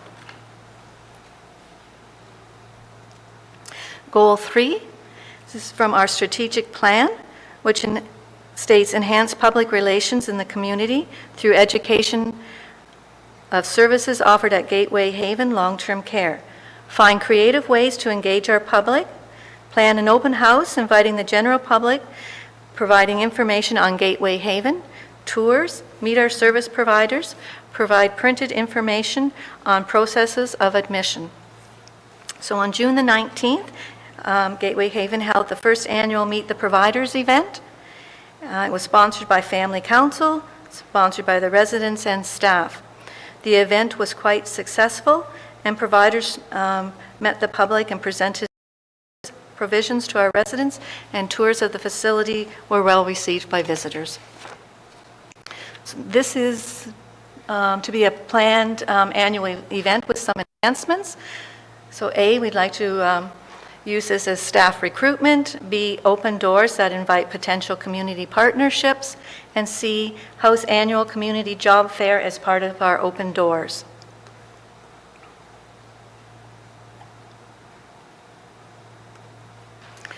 So for 2016 new initiative is the use of our large backyard property for residents, public, and partnership gatherings. Enhance the south property now that is totally accessible to Gateway Haven residents through the building of an entertainment/picnic shelter that would have a concrete or asphalt floor and metal roofing. So this would house indoor or outdoor entertainment and social events such as our annual barbecue and big tent event. So there will be resources required for this support from the county in requesting donations and in partnerships with community groups such as our Rotary Club, the Lions Club, businesses, and Friends of Gateway. And also inviting donations from families of residents current and those who have passed. This goal is to be completed by December of 2017. Our 2017 future initiatives is goal number 1, located in the 2015 business plan, 2016 initiatives. Thanks, Chair. There it is. Thank you. In support and projection to utilize resources at Gateway Haven properties adjacent to Limpert Lodge, engage in discussions with the corporation regarding assisted living complex opportunity. Assisted living accommodations would provide a service to residents of the community who would require minimal level services that are at a level less than that of long-term care. Assisted living would be linked to the services and structures already in place at Gateway Haven. So none of these 2006 initiatives impact financially our proposed 2016 budget. Are there any questions? Any questions? Very well done. Thank you. I'll turn it over now to Tara, and she'll review our budget.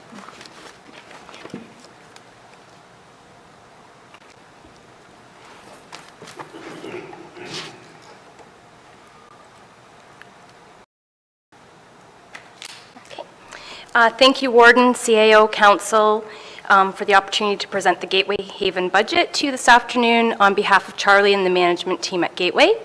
I'd also like to recognize the corporate services staff for their assistance and expertise in putting this budget together, particularly Joan Lang in payroll and Lynn in treasury. So first of all, we'll start on the full department of Gateway.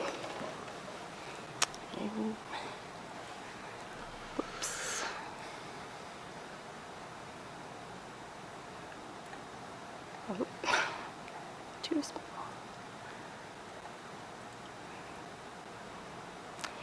Overall, you'll see that we are asking for a total of 7.92% increase, which is $127,152.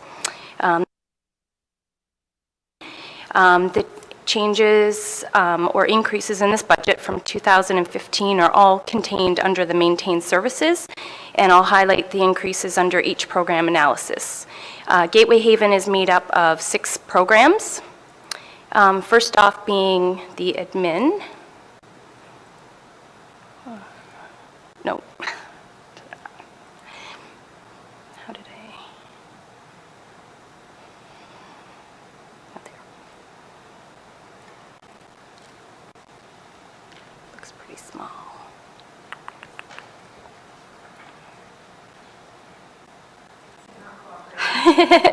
No. Just to get it. What do you want to just? Well, just trying to get it to fit. You might not be able to. No, okay, just up and down. You'll just Okay. have to scroll down here. Okay, so in the administration program, you'll see most of the changes are in the salaries and wages. In each of the programs that we have, the projected salaries and wages increase is based on 1.5% increase in the union and 2.5% increase in the non-union wages. In our memberships, our ONUS membership is increasing $1,200. In our staff-related costs, there's an increase of $1,921 for staff training and service awards. This year we have 3 recipients, 2 being retirees, 1 with over 30 years of service. Our contract services, we will realize a savings of $13,000 due to purchasing 2 photocopiers versus the leasing of those 2. So our materials and services is going to be increasing by $25,000, and that's going to be based on a repayment program for our communications system. This repayment will be a yearly cost for 10 years, and this is reflected in the interdepartmental transfer. The capital budget that Charlie presented on September 10th, we have been able to further reduce that to the amount of, just a second, sorry. I've got the breakdown. It was for $5,400 for the replacement of phones because we're going to be purchasing, we've got the approval for the purchasing of the telephone system. And we were also able to reduce our reserves that we were going to put away for tubs for $10,000, $13,000 we were going to be putting away for Arjo equipment, and also the $5,000 we were going to request for furniture reserves. We've reduced the capital from that.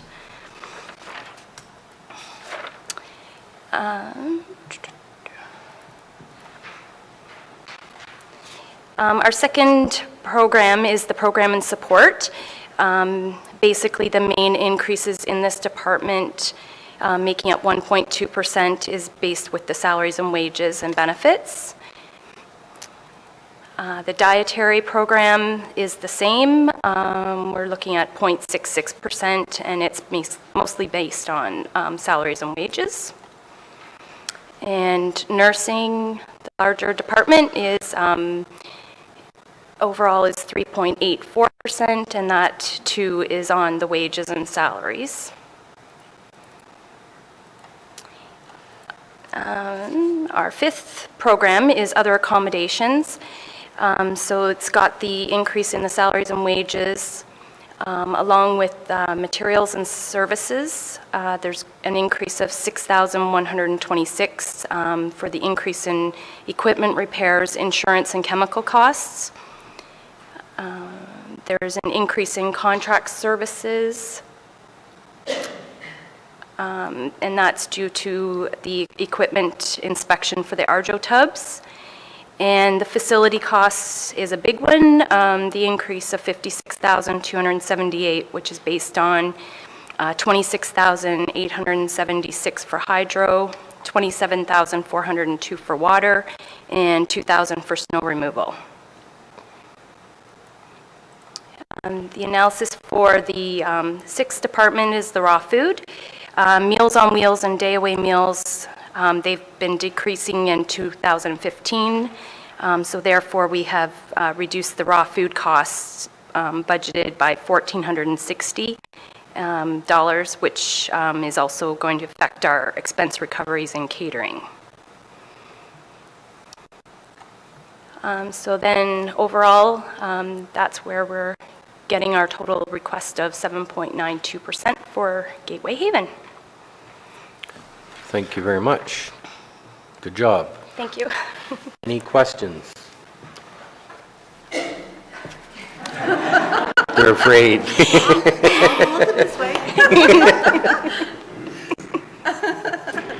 Thank you. Well, he does have Do a you? Oh, no. Thank you. You're welcome. Thank you.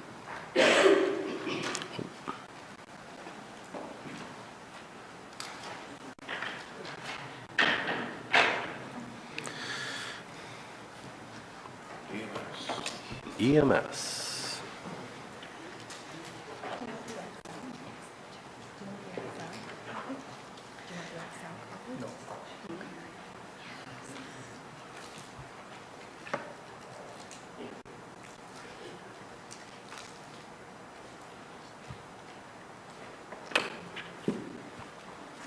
Hello, sir. How are you?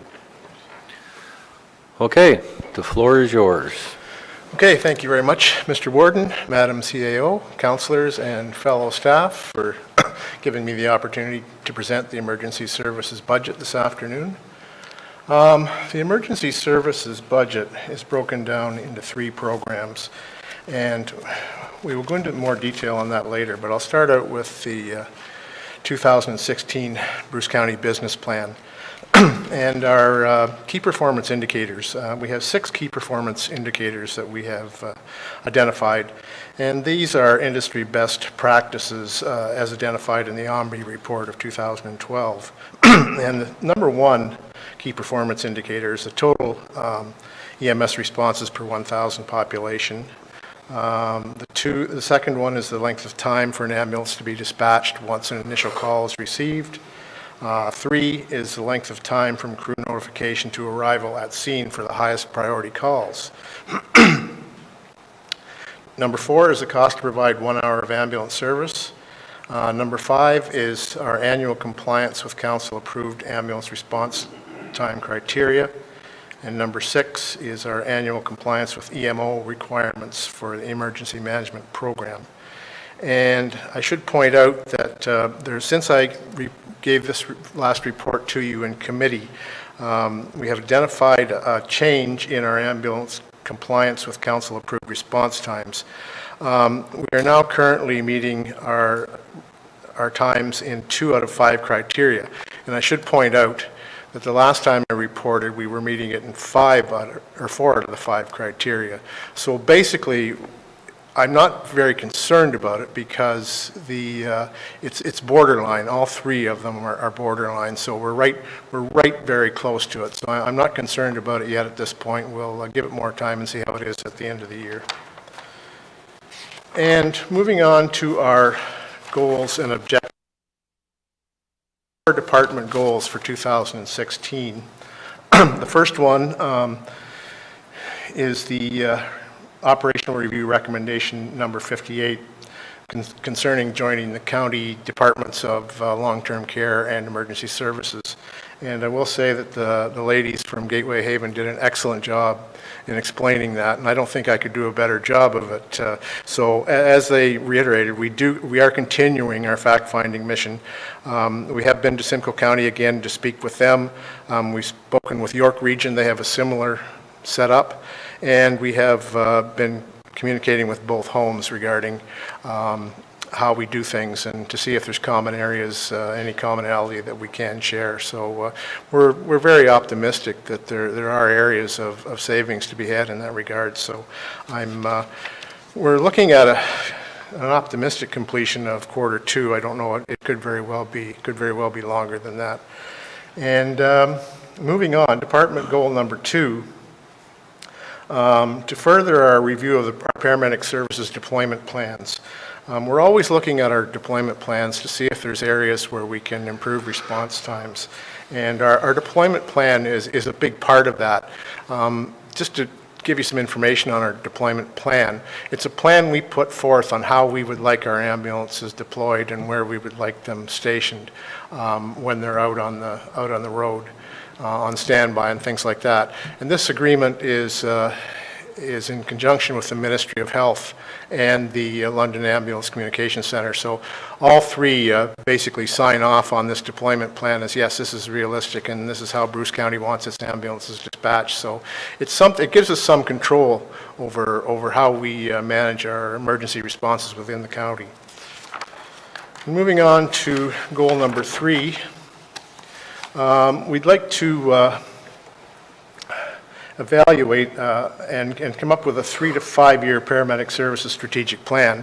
And this really couldn't happen until we decide what's going to happen with recommendation number 58, and if in fact the homes are merged with the paramedic services.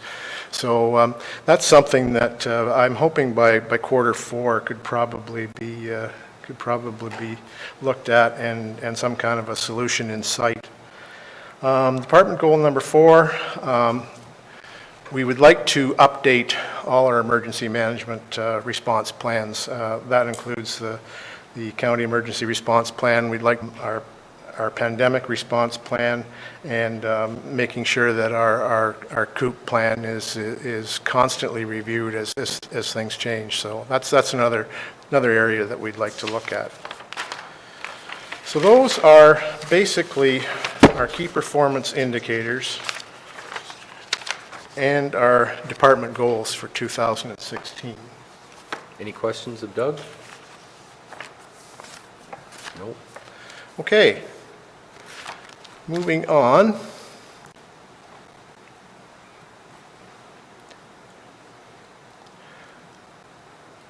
Again, I'm going down to our department sheet summary because it gives you the best indication of where things are at and where we're going.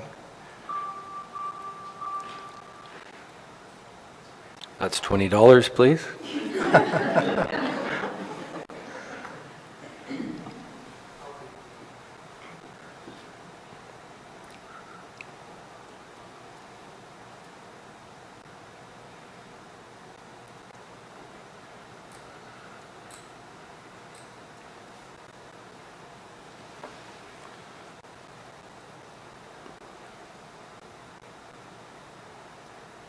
Hard when you have 410 pages. Just bear with me for a second. Okay.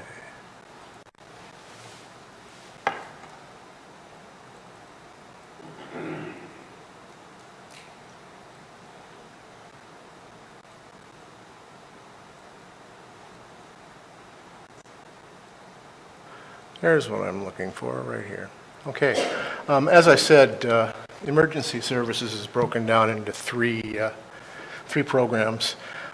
First program is EMS administration, second program is paramedic operations, and third program is emergency measures or emergency management. And as indicated before, you'll see our 2015 baseline, our budget for approved budget for 2015, and the adjustments to the base budget. And I should point out here right at the beginning that this budget is basically maintaining service and one provincial legislated category to do with collective bargaining. So essentially, to maintain service, maintain the services, we're looking at around $715,900 for 2016. The provincial legislated column, our collective agreement is up on March 31st, 2016. And this is our estimate of what it may cost once we renegotiate that collective agreement. So basically, that's around $203,250, somewhere in that neighborhood.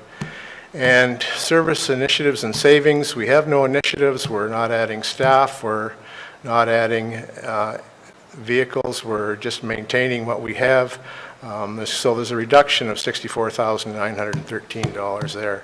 So in summary, for the programs, we're looking at an increase of $1,610, or an increase for 2016 of 7.82%.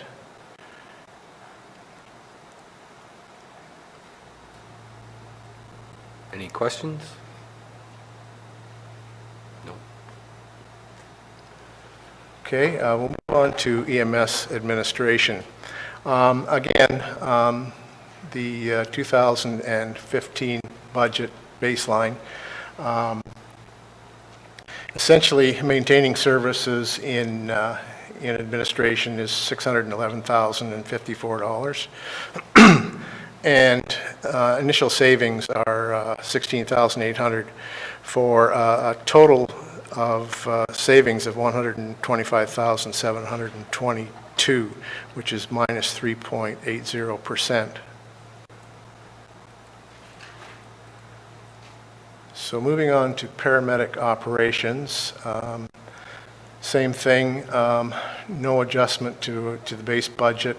Again, costs for maintaining services for the program, $96,752, and again, provincial legislated cost $203,249.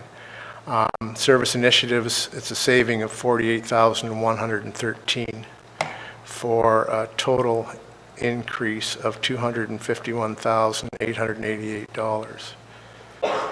And moving on to emergency management, same thing. There's adjustments to the base budget of $14,175. Maintaining services is $8,125, leaving a savings of $6,050 over the 2015 approved budget. So again, just going back to review, after looking at all three areas, EMS administration, paramedic operations, and emergency measures, we're looking at an increase of 7.82%, which amounts to $371,610 for 2016. Thank you, Doug. Any questions? Milt? Thank you, Mr. Warren. Doug, with regards to vehicle replacement, it's $375,000. Yes. Right? So nothing happened last year, was that? Last year, we were very fortunate that we were able to purchase 2 demonstrator models that a vendor had left over, which rarely happens. We were very, very fortunate. All we're doing is following the vehicle replacement schedule. And this year, that includes 2 ambulances and 1 emergency response vehicle, which is one of our little minivans. We need to replace it. And I should point out now that the 1 ambulance has over 400,000 kilometers on it, and the other one is pushing 400,000 kilometers. So we absolutely need to replace those vehicles this year. We can't afford the liability of running them any longer. So that's an increased cost of $375,000. Yes, usually. Like last year, the vehicles were somewhere in the neighborhood of $230,000 it cost last year. And this year, I'm sorry? This year, the replacement cost I have estimated at $375, because we're replacing 2 ambulances and 1 emergency response vehicle. Right. But per unit, though, the ambulances? The ambulances are roughly around $150,000 per unit. Okay. And usually, we have been in the habit, as you know, of replacing 2 every year, so it's been fairly consistent. So we haven't had to put money in reserves to do that. Yeah. So last year they cost us what? I'm sorry. Around the final cost was about. If I look here, It was about 230,000 last year. For the two of them? For the two of them, yeah, okay. Right. $233,600 for the two of them. And as I say, they were demonstrators, so we got a really good reduced rate on both of them. And this year they're costing This us- year, I don't think we'll find demonstrators if... No, but without demonstrators? Without demonstrators, okay, just the two ambulances would be about $300,000. Okay. And the emergency vehicle is? It's about 75. And the cost of that is simply because of all the emergency systems that have to be put into these vehicles. And it's not a van either. No, Well- we haven't decided just exactly what we're going to replace it yet, but if it's approved, I will definitely come back and with some options. Okay, I was just trying to come up with Yeah. 375. Two ambulances and one... That 375 though is above last year's cost? No, it's not above last year's cost. Okay. It's above the 233,600, whatever that works out to. Because last year on vehicles, we spent 233,600. Right. This year, we want to spend 375,000. So about 145. Yeah, about 145 million, yeah. David?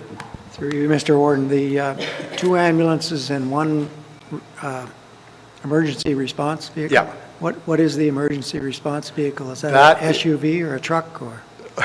Well, initially, we had two minivans when we initially got the emergency response vehicles, and you've seen them driving around. Since that time, we've replaced one of them with a special response unit, and it's a truck, and it's fully equipped with supplies and equipment that you can restock an ambulance with that vehicle anytime out on the road. And right now, we have the one ERV left, and we really need the two vehicles that we had before.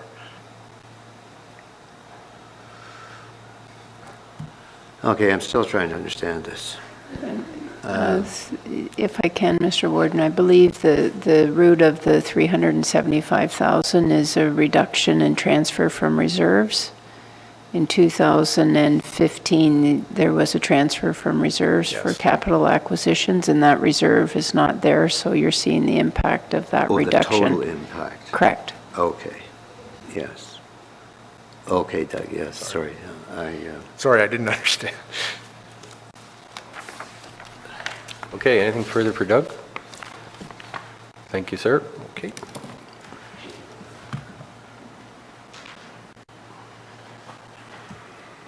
I was having trouble understanding why you couldn't understand.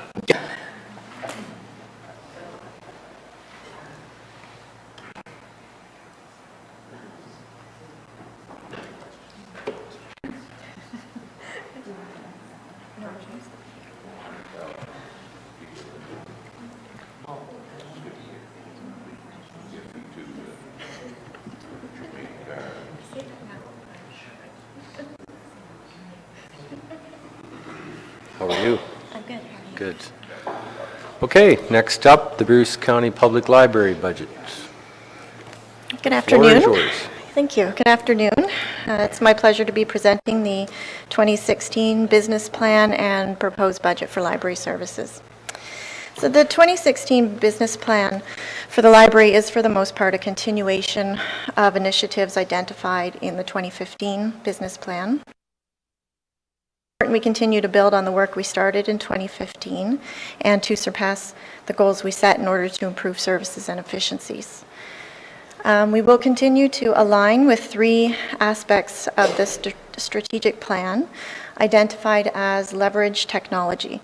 It's important we're always looking for ways to use technology to enhance our services and how we engage with the public. We will need to meet the needs of our tech-savvy users while at the same time introducing technology to those who do not have the means to interact with it from home. A number of our KPIs deal with measuring use of online services, online circulation of resources, and how we interact through social media and our website. We will, number 2, find creative ways to engage our public.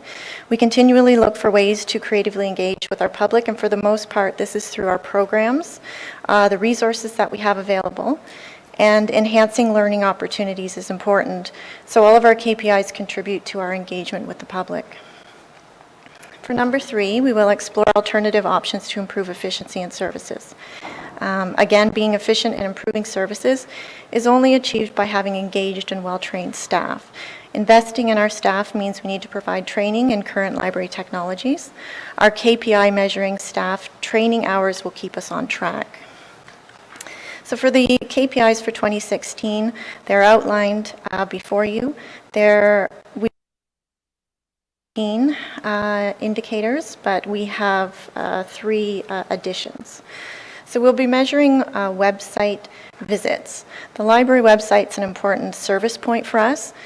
We offer access to our online catalog, interlibrary loan service, and program listings, and a number of other resources. So gauging interaction with our website is just as important as the number of items we circulate. It indicates how the public is using our services. We've added a number for social media. We will look at the number of followers we have in our various social media accounts. This is an important service point for us to interact with the public, and measuring this lets us know how we are using these social media resources and if we're using them effectively. And staff training hours. This was identified on the previous 2015 plan, but has been altered to reflect the number of hours spent by staff on technology training, as opposed to just listing the total number of staff who have received training. I believe measuring hours spent training is a better indicator of the investment needed to keep staff up to date on the services we offer. So those are our KPIs for 2016. You'll notice under the number of active library users, the goal for 2016 is to have 40% of our population as members of the library. So we have 3 department goals. Number 1 is a continuation from 2015. So we will focus on adjusting programs, changing consumer practices, the need to expand patronage, and including programs that attract fee-paying patrons. And the library board and director should focus on adjusting programs and services to reflect the needs of tech-savvy customers. So we'll work on that in 2016. Resources required for that are, of course, our programming resources, our staff, staff training workshops to make sure that our staff can deliver these programs, and loyalist training participation also helps us to achieve this goal. Department goal number 2 is library accreditation. And this means that we will be meeting system accreditation standards in order to successfully pass an audit in late 2016. Library accreditation is something that is measured by Southern Ontario Library Service. It supports, getting accreditation supports the library's strategic priorities and will improve quality of library service we provide in all our branches. So it will ensure consistency of service, accessibility, and resources available in all of our branches. And department goal number 3, give consideration to an overall management structure that respects statutory governance roles of the public library and museum boards, but that improves managerial, financial, and program accountability of all cultural and heritage programs. So this is going to be a joint departmental goal with the museum. Kathy, director of the museum, and I will explore this throughout 2016 and be doing some research to see what this means for us. Our financial summaries here, which I will address when I go through the budget. Future initiatives, it was identified in the operational review. There's potential in using library courier service for a variety of county and municipal purposes. And this will be something we can look to explore in 2017. And then our indicator index is available here. And that concludes the business plan. Does anyone have any questions? Any questions? Hearing none. So I'll start with the total analysis of the department. If you're using the PDF, it's page 337. So the library has identified 3 programs. And the proposal for the library for 2016 is largely a maintenance budget, in that we look to maintain the level of services and resources we currently provide. One exception is the addition to staff hours to support our business plan goals of providing new ways to engage our public and improve efficiency in services. So we have our library administration program, which is everything from supplies to salaries. We have ongoing ventures, which identifies the CAP program, and library special projects, which at this point in time is a literacy program that we provide. You'll see on the total analysis summary sheet that we are asking for a 1.88% increase, or $57,596. In keeping with our business plan and to meet KPIs related to program services and membership, the increase is mainly an investment in staff, with $46,147 of this total for additional hours in across all our branches. So I'll go into the library administration to give you some more information on that. So under expenditures by type, salary, wages, and benefits, $79,812 under maintained services. This is a total cost increase for salaries and benefits for existing staff. It factors in percentage increases in our collective agreements, as well as a projected increase for non-union management staff. Under service initiatives, there's the $47,147 I identified as a projected cost for additional hours for various levels of branch staff. This is our FTE by 0.97. And just to give you an idea of what this looks like, it's an additional 4 hours for student pages, 44 additional clerk hours across a number of our branches, either just for the summer or year-round, 2 additional assistant supervisor hours, and 4 additional supervisor hours. Under the service initiative savings, there is staff-related cost increase of $1,000. This is for professional development, which is conference attendance. Contract services, an additional $7,000 for our various service contracts. This includes our shared ebook collection, software support for our integrated library system, licensing and software fees for our e-resources, and photocopier contracts. The material category is a catch-all for things like supplies, equipment maintenance, things that don't fall into other categories. I've been able to identify a reduction of $11,635 in expenditures while still maintaining services. The savings mostly attributed to a reduction in telephone service fees, computer supplies, and some maintenance and repairs to equipment. The $10,000 under service initiatives is for our accreditation upgrades. It was identified in our capital forecast, and the $10,000 will be paid from reserves raised in 2015. Transfer to reserves, the $23,000 is identified. It was outlined in the capital forecast and is needed in order to maintain services. Our capital line shows $430,700 to maintain services. Facility costs have an increase of $3,000, and this reflects an increase to our utilities costs and an increase to our landscaping costs. Under revenues by type, we have identified $51,000 from reserves. That was identified in the capital forecast, and $2,050 in total, so the $218.50 is an anticipated increase in revenue based on our revenue from 2015. Our next program is Ongoing Ventures, which at the moment has a zero balance. Funding is uncertain for 2016 for this program, so this is a placeholder for that. And Library Special Projects program, we've identified reduction in some costs for the expenditure.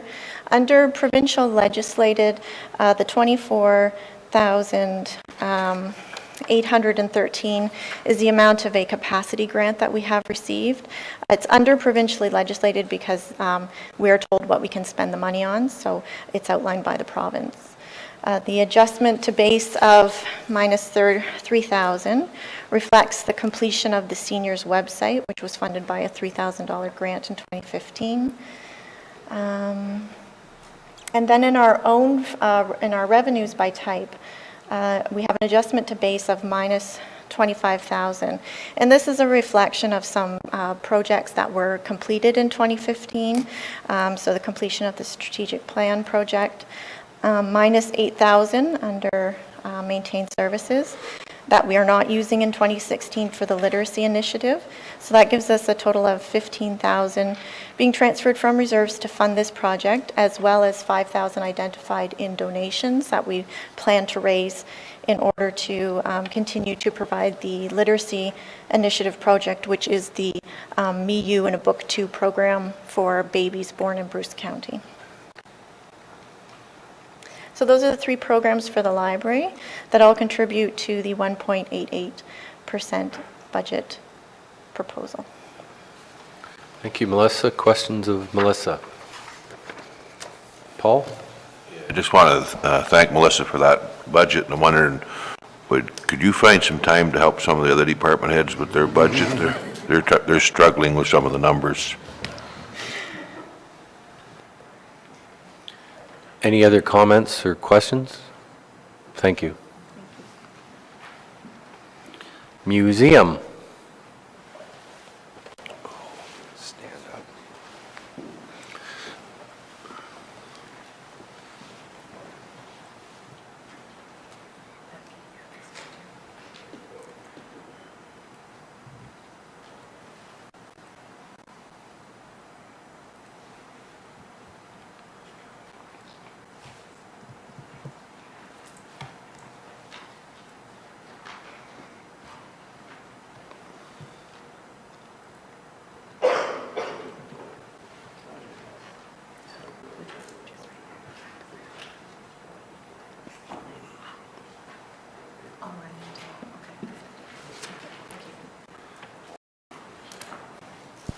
All right.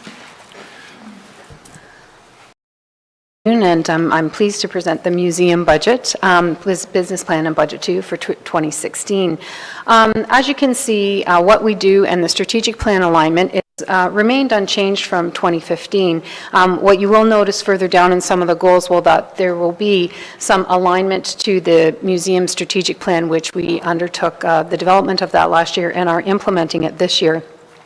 You may notice on the key performance indicators off the top that there's some that are grayed out on the bottom, and those three and some additional KPIs in there. The ones that are grayed out on the bottom, the reason for that was that when I was reflecting upon the key performance indicators for the museum, the three that speak specifically to percentage of budgets, or exhibits rather, within budget, percentage of grant achievement, and percentage of admissions are very much revenue-based and financial based, and all of that information is already available when we do our financial reporting.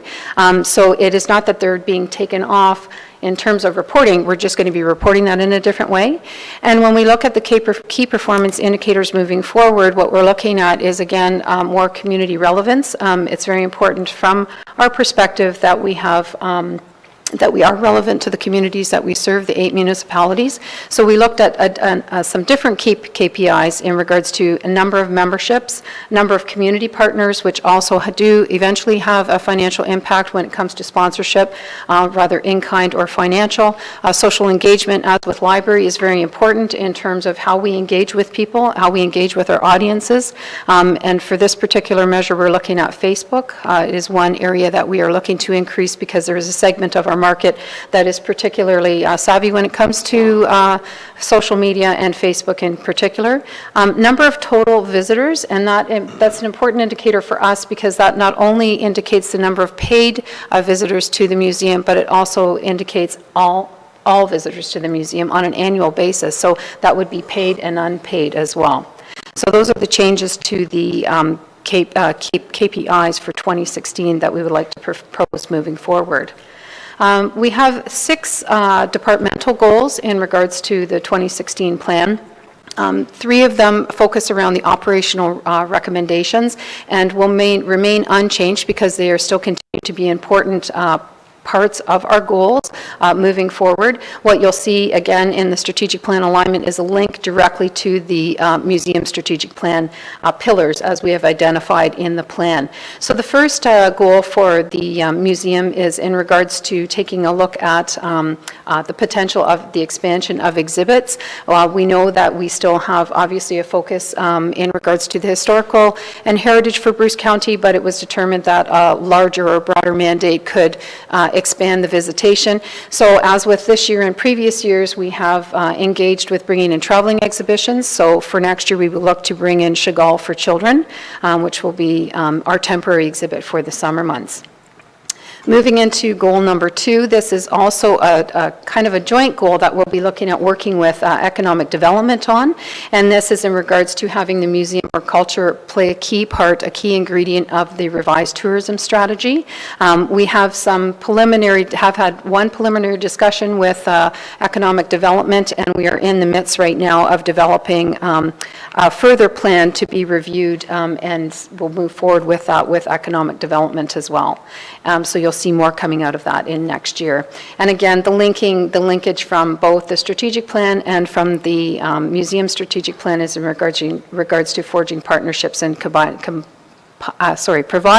that relevant, compelling programming. Goal number 3, as Melissa had already articulated, in regards to the structure and management structure for both library and museum. As Melissa had already articulated, we have already done some initial research, but that needs to be a further focus in 2016 moving forward. Goal number 4 is a big one in regards to the museum strategic plan. There were a number of areas that were identified in the strategic plan, and the staff have been working diligently on now the next level, which is the implementation side of these initiatives. And some of the key initiatives that we're looking for 2016 moving forward is that in regards to the accommodation plan. And recently I brought forward to council that we were working, we had just selected an organization for the RFP process, and we're moving forward with that consultation in regards to determining an accommodation plan for the museum. With that said, it's the outline or the outcomes of that we really won't know until later this year, early into 2016. But that is also a direct link into the museum strategic plan. Goal number 5 in regards to our exhibits, again, to develop 2 in-house exhibitions. Rise of Community is the one of the last areas to be developed in the permanent gallery area, as well as the mezzanine area, which hosts our First Nations exhibit. Both of these exhibitions we are hoping for next year. One particular we know for sure, pending budget approval, will be the Rise of Community section, where we will offset the cost for that out of a reserve account, and the other First Nations, where we're in current discussions with 2 in particular funders to fund the entire redevelopment of that gallery as well. The 6th goal that we have, and this is another goal that is coming out of some direction from the strategic plan, is a donor strategy, and we need to work on developing and implementing a long-term strategy for donors. Currently, the last long-term plan or project that was done was in regards to the capital build, so it is definitely time for us to go back in to the donor base and start looking for ways to engage with our donors at another level, at a much deeper level. So those are basically the goals. The budget portion, I will skip over that because we'll go into more detail as we move forward. And then for 2017 initiatives, again, the accommodation plan, because we're at the initial stages of that, we'll look to see some, I'm sure, some recommendations and some programs coming out of that. The archives crew collection is another area where I'm sure we will see some recommendations coming forward over the next year or so. And then again, of course, to continue with the work, the strategic plan, it's important to note, is on a 5-year time frame. So there are a number of different areas, including the accommodation accommodation plan, countywide awareness plan, digital access strategy, and our partnerships and relationships, which will become ongoing themes as we move forward with the museum over the next 5 years. And then, of course, the index is there for you as well. So moving into, sorry, Betty Ann, you said the spreadsheet right there. Got it. So the first sheet that you're going to be looking at, similar to all of the other departments, and if I just move up here a little bit more, is our overall total analysis of the museum department. We have 4 programs in particular, which we'll go into a little bit more detail as we hit on each one of them, but they are broken down into administration operating, exhibits, ongoing services, and special projects. If you look at the bottom right-hand corner, what the projection is for this year would be an increase of 5.98%, which equates into $85,960. And it is actually we have a decrease in headcount at this point. We had a contract position that we will not be filling for 2017, so there's a slight decrease in the headcount. 2016 for next year. Sorry, 2016. Thanks, Paul. I think Kelly? Sorry, Mr. Warden, I just wanted to verify that was a reduction in headcount, right? Yes. Yeah, okay. Yes, it is a reduction. So from 17 Pointing to it out, we do have one reduction in headcount. 16.63. Am I done now? No, just kidding. So again, the reduction in headcount, yes, is for a contract position that we won't be replacing. The majority of the increase falls within the 2 main categories. You'll see administration, operating, and exhibition. And a lot of those costs basically are boiling down to salaries and wages, as others have mentioned, with the grid, movement on the grid, as well as the 2.5, proposed 2.5. Also, in our capital area, as reported earlier in the capital budget, we are looking to move some funds into reserve for building because we have not been able to do that previously. And we also have a large expenditure that we're looking to do, which is the repair of the 1878 schoolhouse roof. So that is the overall analysis. When we get into the actual admin operating costs, you also note in our budget, we don't have, in terms of the pressure categories, everything is really just an adjustment to the base from 2015 or maintaining services. So in regards to a number of expenses on here, we're talking about, salary and wages category, staff-related costs, which are, travel, conventions, things of that nature, contracted services, where we actually have a bit of a decrease from the contracted services, which was the leased equipment for the photocopiers, which now we're purchasing. Some slight increase in terms of material, which would be postage, office supplies, things of that nature. 32,000 speaks to the 30,000, which we'd like to transfer to building reserve. 75,000, that is all encompassing in terms of some money to reserve, as well as the 38,000 that I spoke to earlier in the capital budget for the roof repair to the 1878 schoolhouse. Small cost in regards to the fleet is just vehicle maintenance, and the facility rental is basically an increase. That is more an increase on the utility side because as mentioned earlier, we had the 5% increase, but we also had a wrong amount in 2015, so that's where we're showing a little bit of increase from that perspective. Moving on to the exhibition portion. The exhibition portion makes up 3 categories within our exhibit area. So that is permanent, temporary, and traveling. A large number there, as you can see, the $420,000. The bulk of that is made up through the projected cost for the First Nations redevelopment, which, as I articulated earlier, we would look for full funding at $400,000 roughly to offset that cost. Ongoing services for the museum is made up of a number of different categories, predominantly in regards to the programs and services that we do deliver. So archives, children's programming, educational programming, facility rental, those are the bulk of those costs that are there, and really little change to that category. And then, of course, we have special projects. So special projects, as you're all aware, we work pretty hard to try and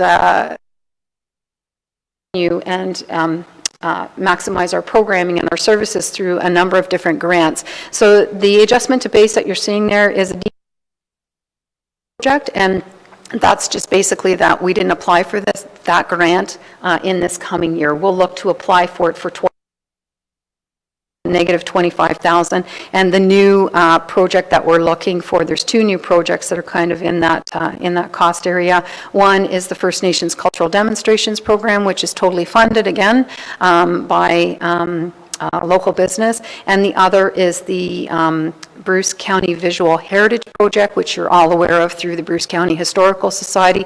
The museum will play a major role in regards to some funding towards that, which will be offset again through a donor that we have, donor funds that are coming in, but we will play a major role in regards to some of the research work and the content that will be in that TV series when it does come to fruition in 2017. So again, just going back to the total analysis, in regards to the museum budget, an increase to the entire budget from last year of 85,960 and representing 5.98 with a decrease in headcount. So if there are any questions? I think that was pointed at you, Paul. No. Any questions? For myself here. Yep. So the First Nations exhibit, you're going to try and offset that with revenue. Totally sponsored, yes. So that's not part of your, It's in the 400,000 when it comes through donations. it's not part of your, what is your overall increase, 5.98%? Well, yeah, in regards to when we look at the overall increase, it takes into consideration the revenue, the offsetting revenue Okay, for and the other one is the contract service. So that's the other, it's contract services? on the overall. Change is 412,000. Yeah, so the 412,000, sorry, let me quickly go to that section, talking about the ongoing services or admin. 412. Sorry. I'm having a hard time finding the 412. Not 412. 421,185. I'm on the summary sheet. Sorry, on the summary sheet. And Sorry. that is 416. page 364. 364, this is the summary. It's not showing up here. It's not on. It's the 2015 change, Kathy, Oh, under sorry, your so that contract is the services. changeover. So sorry, just let me gather my thoughts here for 1 second. So the contracted services, so the net 4,000, that's a difference from the last year's New Horizons budget. And then the maintained services of the 416 combines operating admin, which is the decrease in maintenance equipment services. It also encompasses the 421,185 for the exhibits, which is exhibits permanent, temporary, and rental. And then there is also a cost in there for software in regards to the Ancestry software, and then the special projects for the Visual Heritage Project. Yeah. So it's a combination. Listen, my question is it offset by any revenue? You probably just explained that, but is it offset? It is under the donation section, so the 400,650, so the 400,000 for the, for First Nations is offsetting. But under Not in total.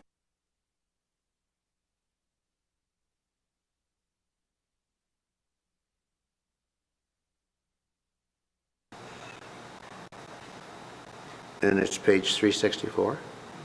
So effectively, there's a $10,000 shortfall. The expenditures are 412,000, and your contribution through donations is just slightly over 400,000, 402,000. So I see that up on revenue, is that where? Yeah, but This one here, this is Under- the, Well, the Yeah, two figures the I'm 402. trying to figure out are the exhibit of 423 up top, admin operating, and then exhibits. So the 423, this is the changeover from last year, right? So the increase, the actual increase, if you take the 400,000 out, is an increase of 23,185 for exhibitions, right? So I'm not, so the 423 though and the 412 are. So if, on the 423, sorry if I can, Kathy, on the 423, if you go to the exhibits sheet, you'll see the reconciliation for the 423, of which, how it's made out is 421,000 is the contract services, and your donations for that piece is $384,450. Which is at the bottom here. And then the 3,000 that's What under. page are you on? Sorry. Sorry, what this page is are the you on? analysis exhibits.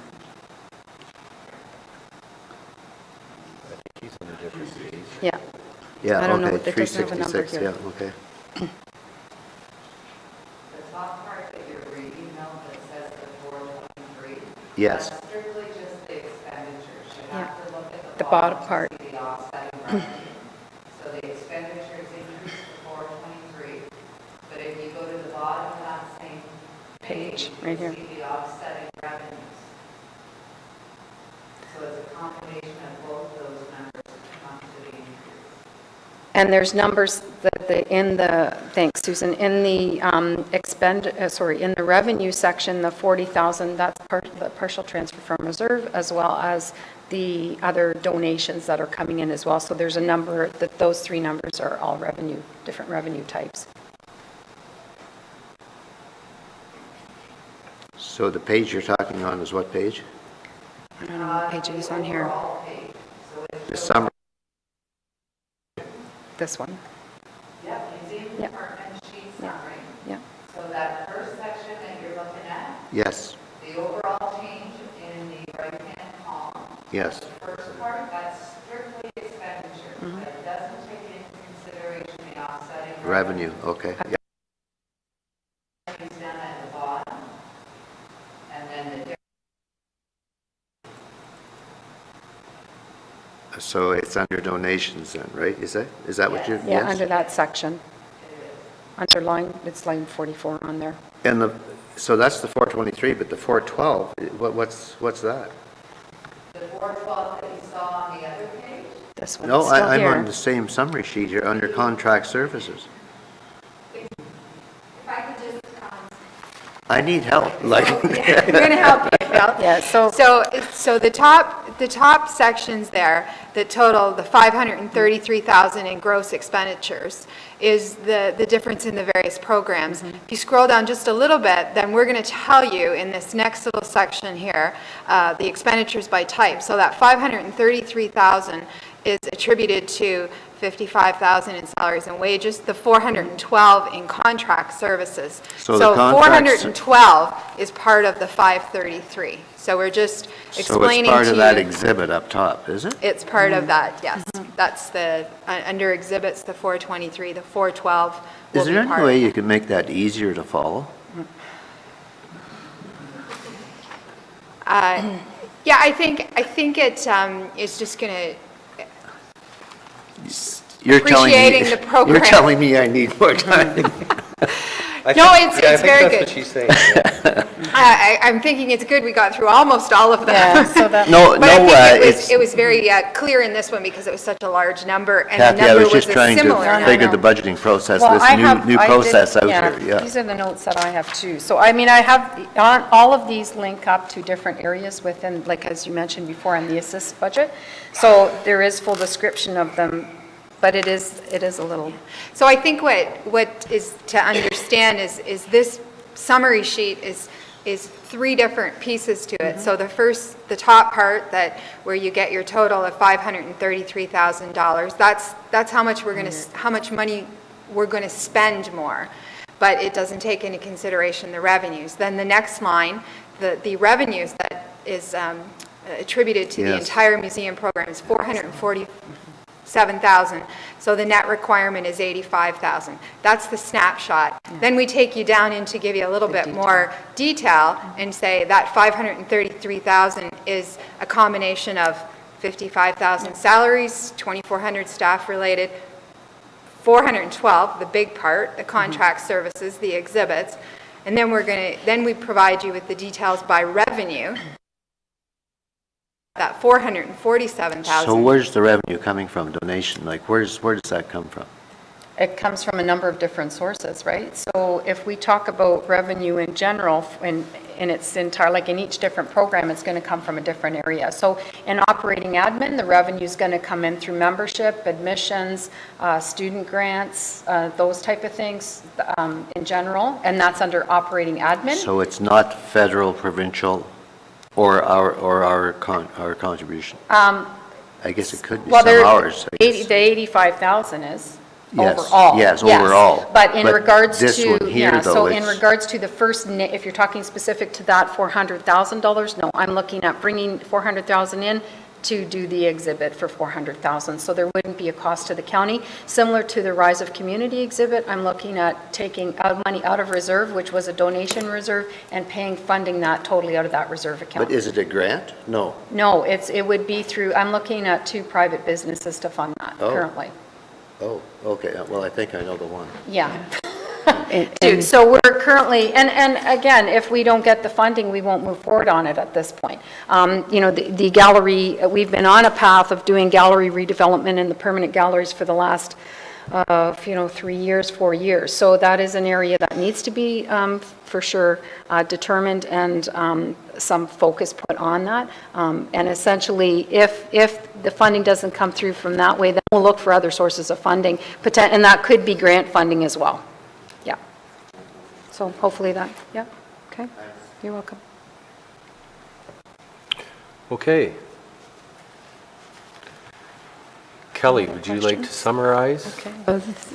If I could, Mr. Warden, I'll pass it over to Betty Ann and have her go through the summary piece, and then we'll seek direction from council on what you wish us to do.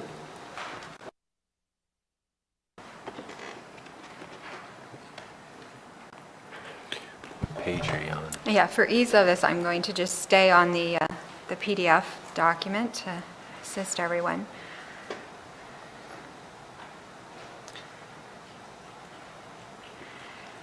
So I'm going to take you to page 379, which is non-departmental, and I mentioned to you when I presented the corporate services that these are areas in the document that we decided that it made more sense to not include them in corporate services. In the past, when you've received the budget, you would receive basically the clerk treasury budget, and then we would identify a number of other items that really just didn't fit anywhere else in the corporation but had to be identified. And those include such things as provincial offenses and our supplementaries, our tax write-offs, and those such areas. So they have all been included into the non-departmental summary sheet and then rolled up into the overall summary document. So the net requirement there, the $21,000 increase, if I recall, is assessment services, again, a 2.5% increase on our MPAC costs annually. There's some additional revenue on what our expectations of our payment in lieu of $9,500, maintaining provincial offenses revenues and supplementaries and tax write-offs at the same level. So the beauty of program budgeting, which in the future we're just going to call budgeting, our model, is the document that it provides for you as council to see the impact of what you've heard today. And going to take you to page 398.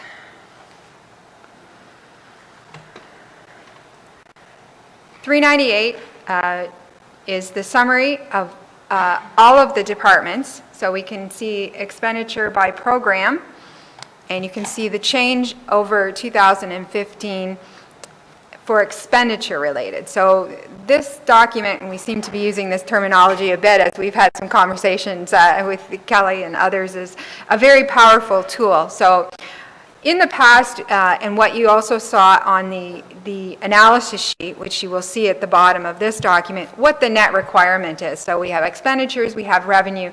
What is the actual contribution to the county? So in this case, we would suggest that if today, and it is always an option for you to approve the budget today, is it would be an impact to the levy of $3.5 million, or 8.67%.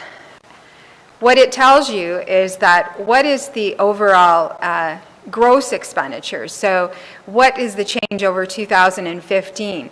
In each of the individual departments, you saw what the net requirement was. You also saw that in the report initially from the CAO that said X number of dollars. So for example, I can use corporate services. When I presented that to you, I indicated that overall we were expecting to increase by $422,000. In fact, expenditures are under this budget would be $508,000, which is offset by the revenues that are explained within each individual budget. For the purpose of this document, what you're seeing is what is the gross expenditures for each of the divisions. So while a department may have a 5% or a 7% increase, you can look at paramedic services and you can see that they're actually their total expenditures are $115,000, but based on the impacts through the expenditures, but it doesn't take in, that takes in your gross expenditures, and then you have to roll in what the revenues that are applied to it. So if there's a loss of revenue in any programs, that is going to be a net impact to the county. So transportation is the overall expenditure, $244,000, and you can see as you go down into each department what the gross expenditure is and what the change over 2015. The next area, so sort of to follow up from the discussion we were having there with the museum, is that that's an increase of $4.185 million. What's contributing to that? Almost $2 million in salaries and wages, $36,000 in staff-related costs, travel, memberships, etc., meals, boot allowances, contract services, so anything whether it be, we know that the museum is contributing to a large portion of that with the exhibit, so an increase of $800,000. In materials, $543,000. The transfer for grants, any of our charges, $137,000. Our transfer to reserves are projected to increase $144,000. Our capital, based on the expenditures, are $376,000 greater than last year. Facility costs, or fleet costs, $32,000. Facility costs, $109,000.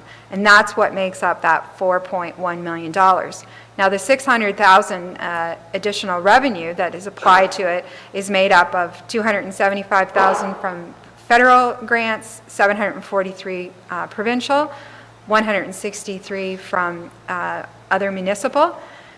This is a big number here, the 1.25, which is our own fund, so it's reserves that we have used in most part. It'll be reserves that we had used in 2015 for certain purposes. An example would be the purchase of the defibrillators in 2015, over $300,000.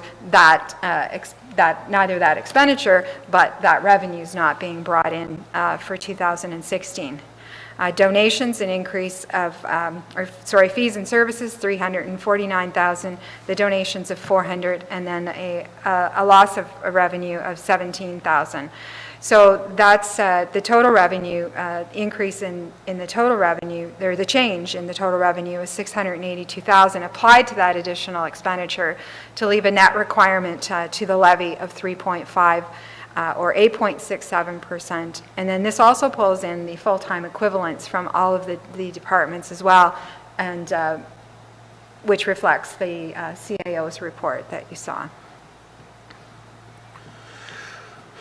Clear?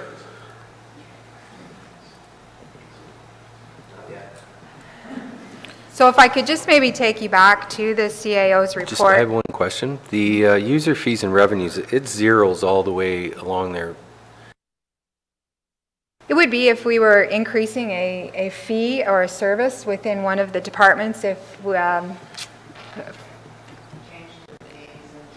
it's changed to the fees and planning and development fees. If we were to change a severance fee or an application fee, that's where they would roll that revenue. And I'm going to suggest there may be opportunity where that column perhaps may have been used this year, but it, as we've worked through it, the funds are probably showing in other columns.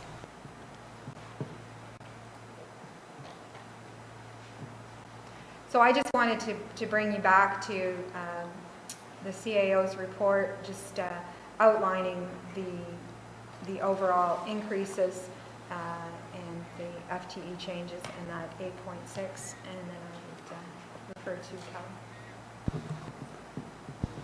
Kelly. So through you, Mr. Warden, again, the staff have worked exceedingly hard to get to this point. There is a lot of information, and if County Councillor, like many of us, at first it's quite overwhelming because it looks like there's a whole pile of numbers on the pages that, but it is extremely powerful in terms of starting to point us as an organization to the areas where we have opportunity and where we have risk from a programmatic perspective.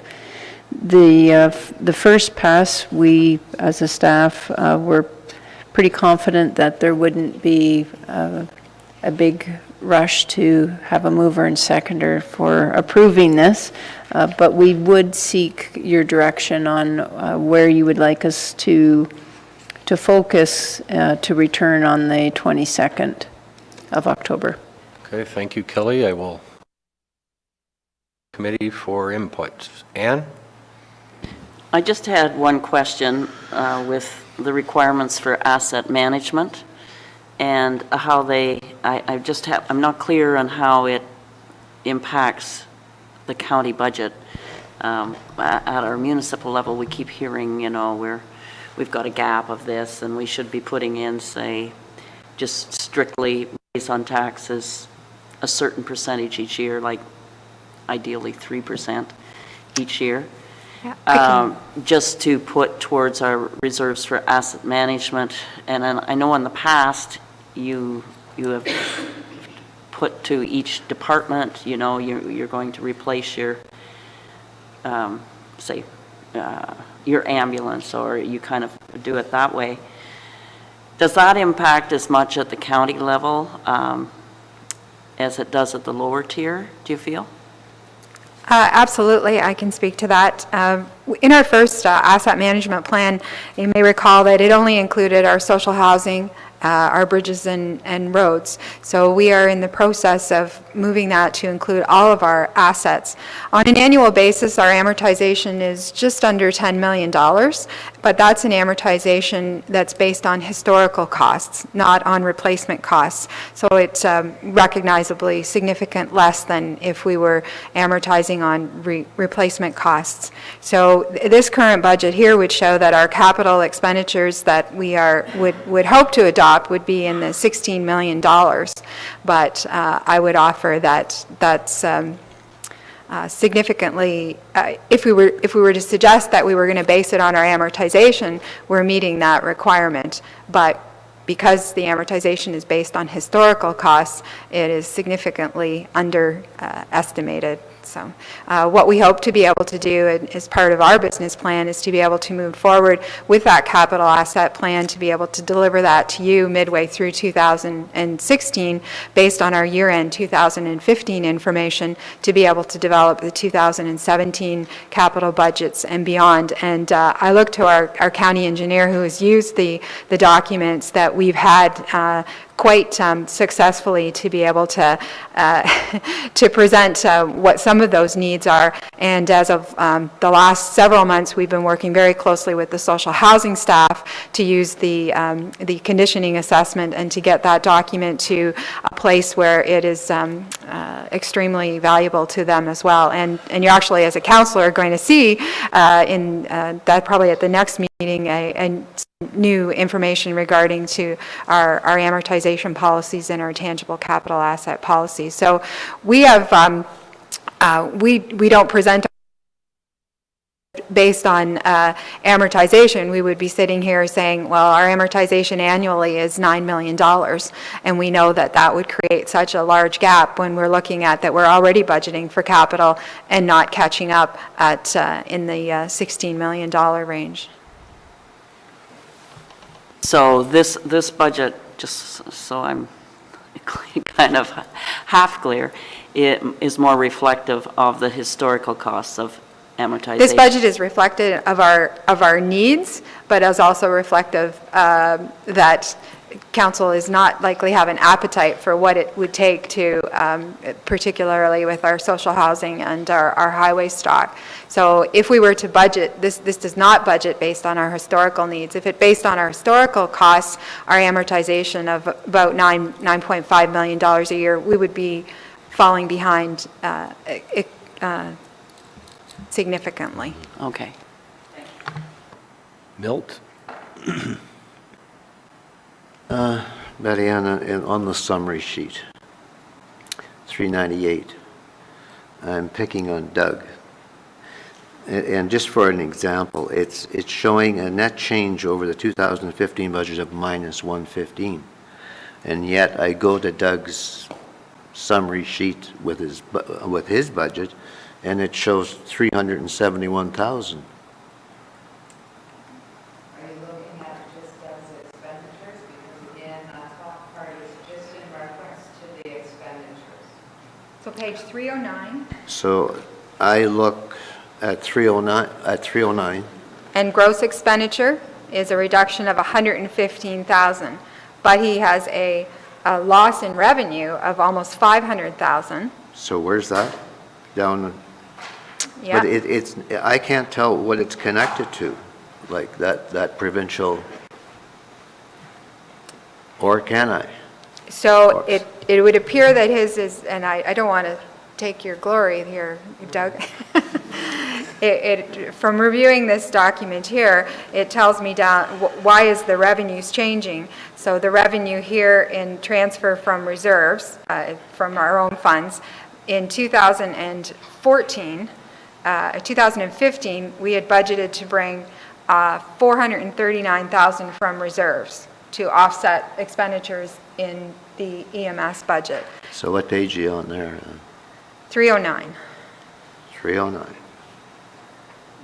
Probably should go to the, where the pressure categories are, but. Go to 313. It'll give you the pressure categories. I'm looking at I'm looking at this 313, 371. So 313, if you scroll. 7.82. Okay, Susan's incoming. See, if I ask enough questions, I get personal attention. Here, sit down. Yes. So they were planning on, last year they used $439,000 from reserves. This year they are budgeting for $10,000. Well, where do I see that? Where do I see the revenue? Like, it's all lumped together in this area here. So when you're looking at the corporate, Can you turn as your a microphone whole, on, Susan, all please? the revenues are together, and your focus is really on the expenses, what it's going to cost to keep the department operating, what the increase is to the expenditures in the summary. When you go into Doug's summary, you'll see where his revenues are, which brings you to that 3,771. Is that what you're looking at here? yeah, I'm looking at 371, and then I look at the summary. But in the corporate, you're only seeing this number up here, because this is only the expenses. This section here of the revenues is included with everybody else's revenues here. And this is as a corporation where we're getting our revenues from. Our revenues total. Yeah. So if I just look to Doug for revenue, I find it where again? You find it on his summary sheet. 313. Right here, So, 313. yeah. So you see his revenues, his actual transfer from reserves to offset his expenditures of 429,000 is significant. It's decreasing. Which then take up that 115 savings in his expenditures, plus means he needs more. I guess, yeah. Good. Do you understand the flow? I won't, but I'll look at it tonight and see if I can understand it. And if I don't, you'll hear from me first thing I'm tomorrow going morning. to print you these two off so you can try and follow Yeah, it okay. through. Well, I've got this, yeah. I think it's a real different focus because you're really focusing on the expenditure side of it. You're not seeing the net of the cost anymore. You're seeing the full cost. Like that, we're almost at 100 million in expenses that we pay out, which I don't think we comprehended so much in our other method of budgeting, whereas now we really see all the expenses we pay out, and those revenues are going to decrease, and we're going to have to find a way to generate revenues to offset that $100 million expenditure. And I would offer, if you have an opportunity, the Excel spreadsheets were all emailed to you, and if you have the opportunity to actually open those up and then take a look at them, and that will help you as well. So looking at the notes and the analysis of each one of those, and opening up the tabs along the bottom, and even if you dare to venture to right-click and unhide, really want to dig down into what's making up those numbers if you are want to. Yeah, well, I just sort of want to try to understand them, yeah. Where do you get these numbers, yeah? On the 8%, that's not too bad, Betty Ann. Like, it seems every year I've been here, we've started there. It's not where you start, it's where you end up. That, so explain to me, try to clarify for me under this great new system, what happens to the 215 surplus, and worse than that, what happens with the 215 deficit? Are you referring to a year-end surplus or deficit? So we made a decision a couple of years ago that any surplus would go into our tax stabilization reserve, and then any deficit would be the determination of this council. If the tax stabilization reserve was adequate to be able to fund that, then that's typically where it's been funded from. If not, then it would have to be considered for financing, because of course we are not permitted to carry over a surplus or a deficit. So where is the tax stabilization reserve fund at? How much do we have in there? Give it a good shot. Pretty much broke. Well, it is pretty much broke. Yes. Not significant there, because we used it last year to apply. I will get that number for you. You will actually have a report on all reserves for the October 22nd. Other comments? David? Well, as Paul said, we usually are at this level when we start out, and at some point we say to our CAO and staff, get us down to 3.5. And in years gone by, we set it in stages, but I think if that's where we want to be, we should say it now. 3.5, I think that's where we were last year, approximately. Through you, Mr. Warden, the total ended up being 3.99. 3.99. Somewhere below 4%.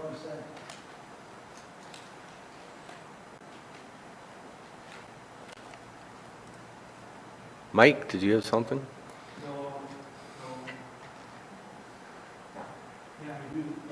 Mr. Warden, the ballgame starts very shortly.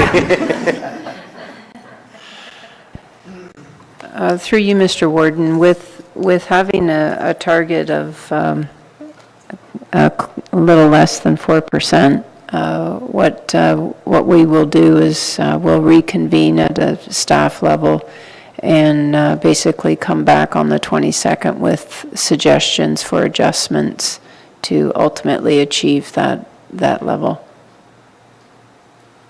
Other comments? That's it. I do have to say I'm not comfortable with almost 12 new hires. I think that really has to seriously be looked at, because I'm personally not comfortable with another 12 employees.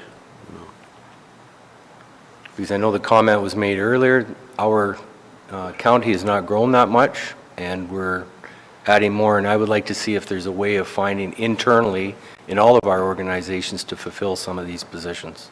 So that would be one of my asks. I totally agree. For basically very little growth in the county, there's been a lot of new hires go on here the last 5 years. So I don't agree with that philosophy. Okay, any other comments? Is that good enough direction, Kelly?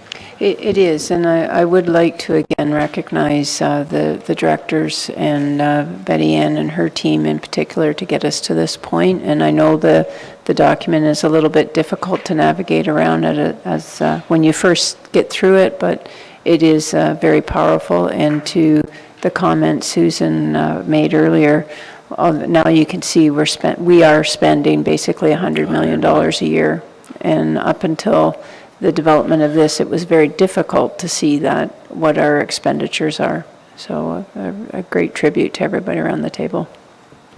And I too want to thank everyone in the budget process as well. It's a necessary evil, obviously, every year, but it's obviously what we do and what's very important to our county. So thank you for all of your input. All right. What are we going to plan for next meet, November 5th? For October 22nd for our next budget meeting, so. It's planning and highways. We'll follow planning and highways. Okay. Will we have enough time, do you think, that day? Okay. All right, motion to adjourn. Mike, Ann, all those in favor? Opposed, if any? Thank you.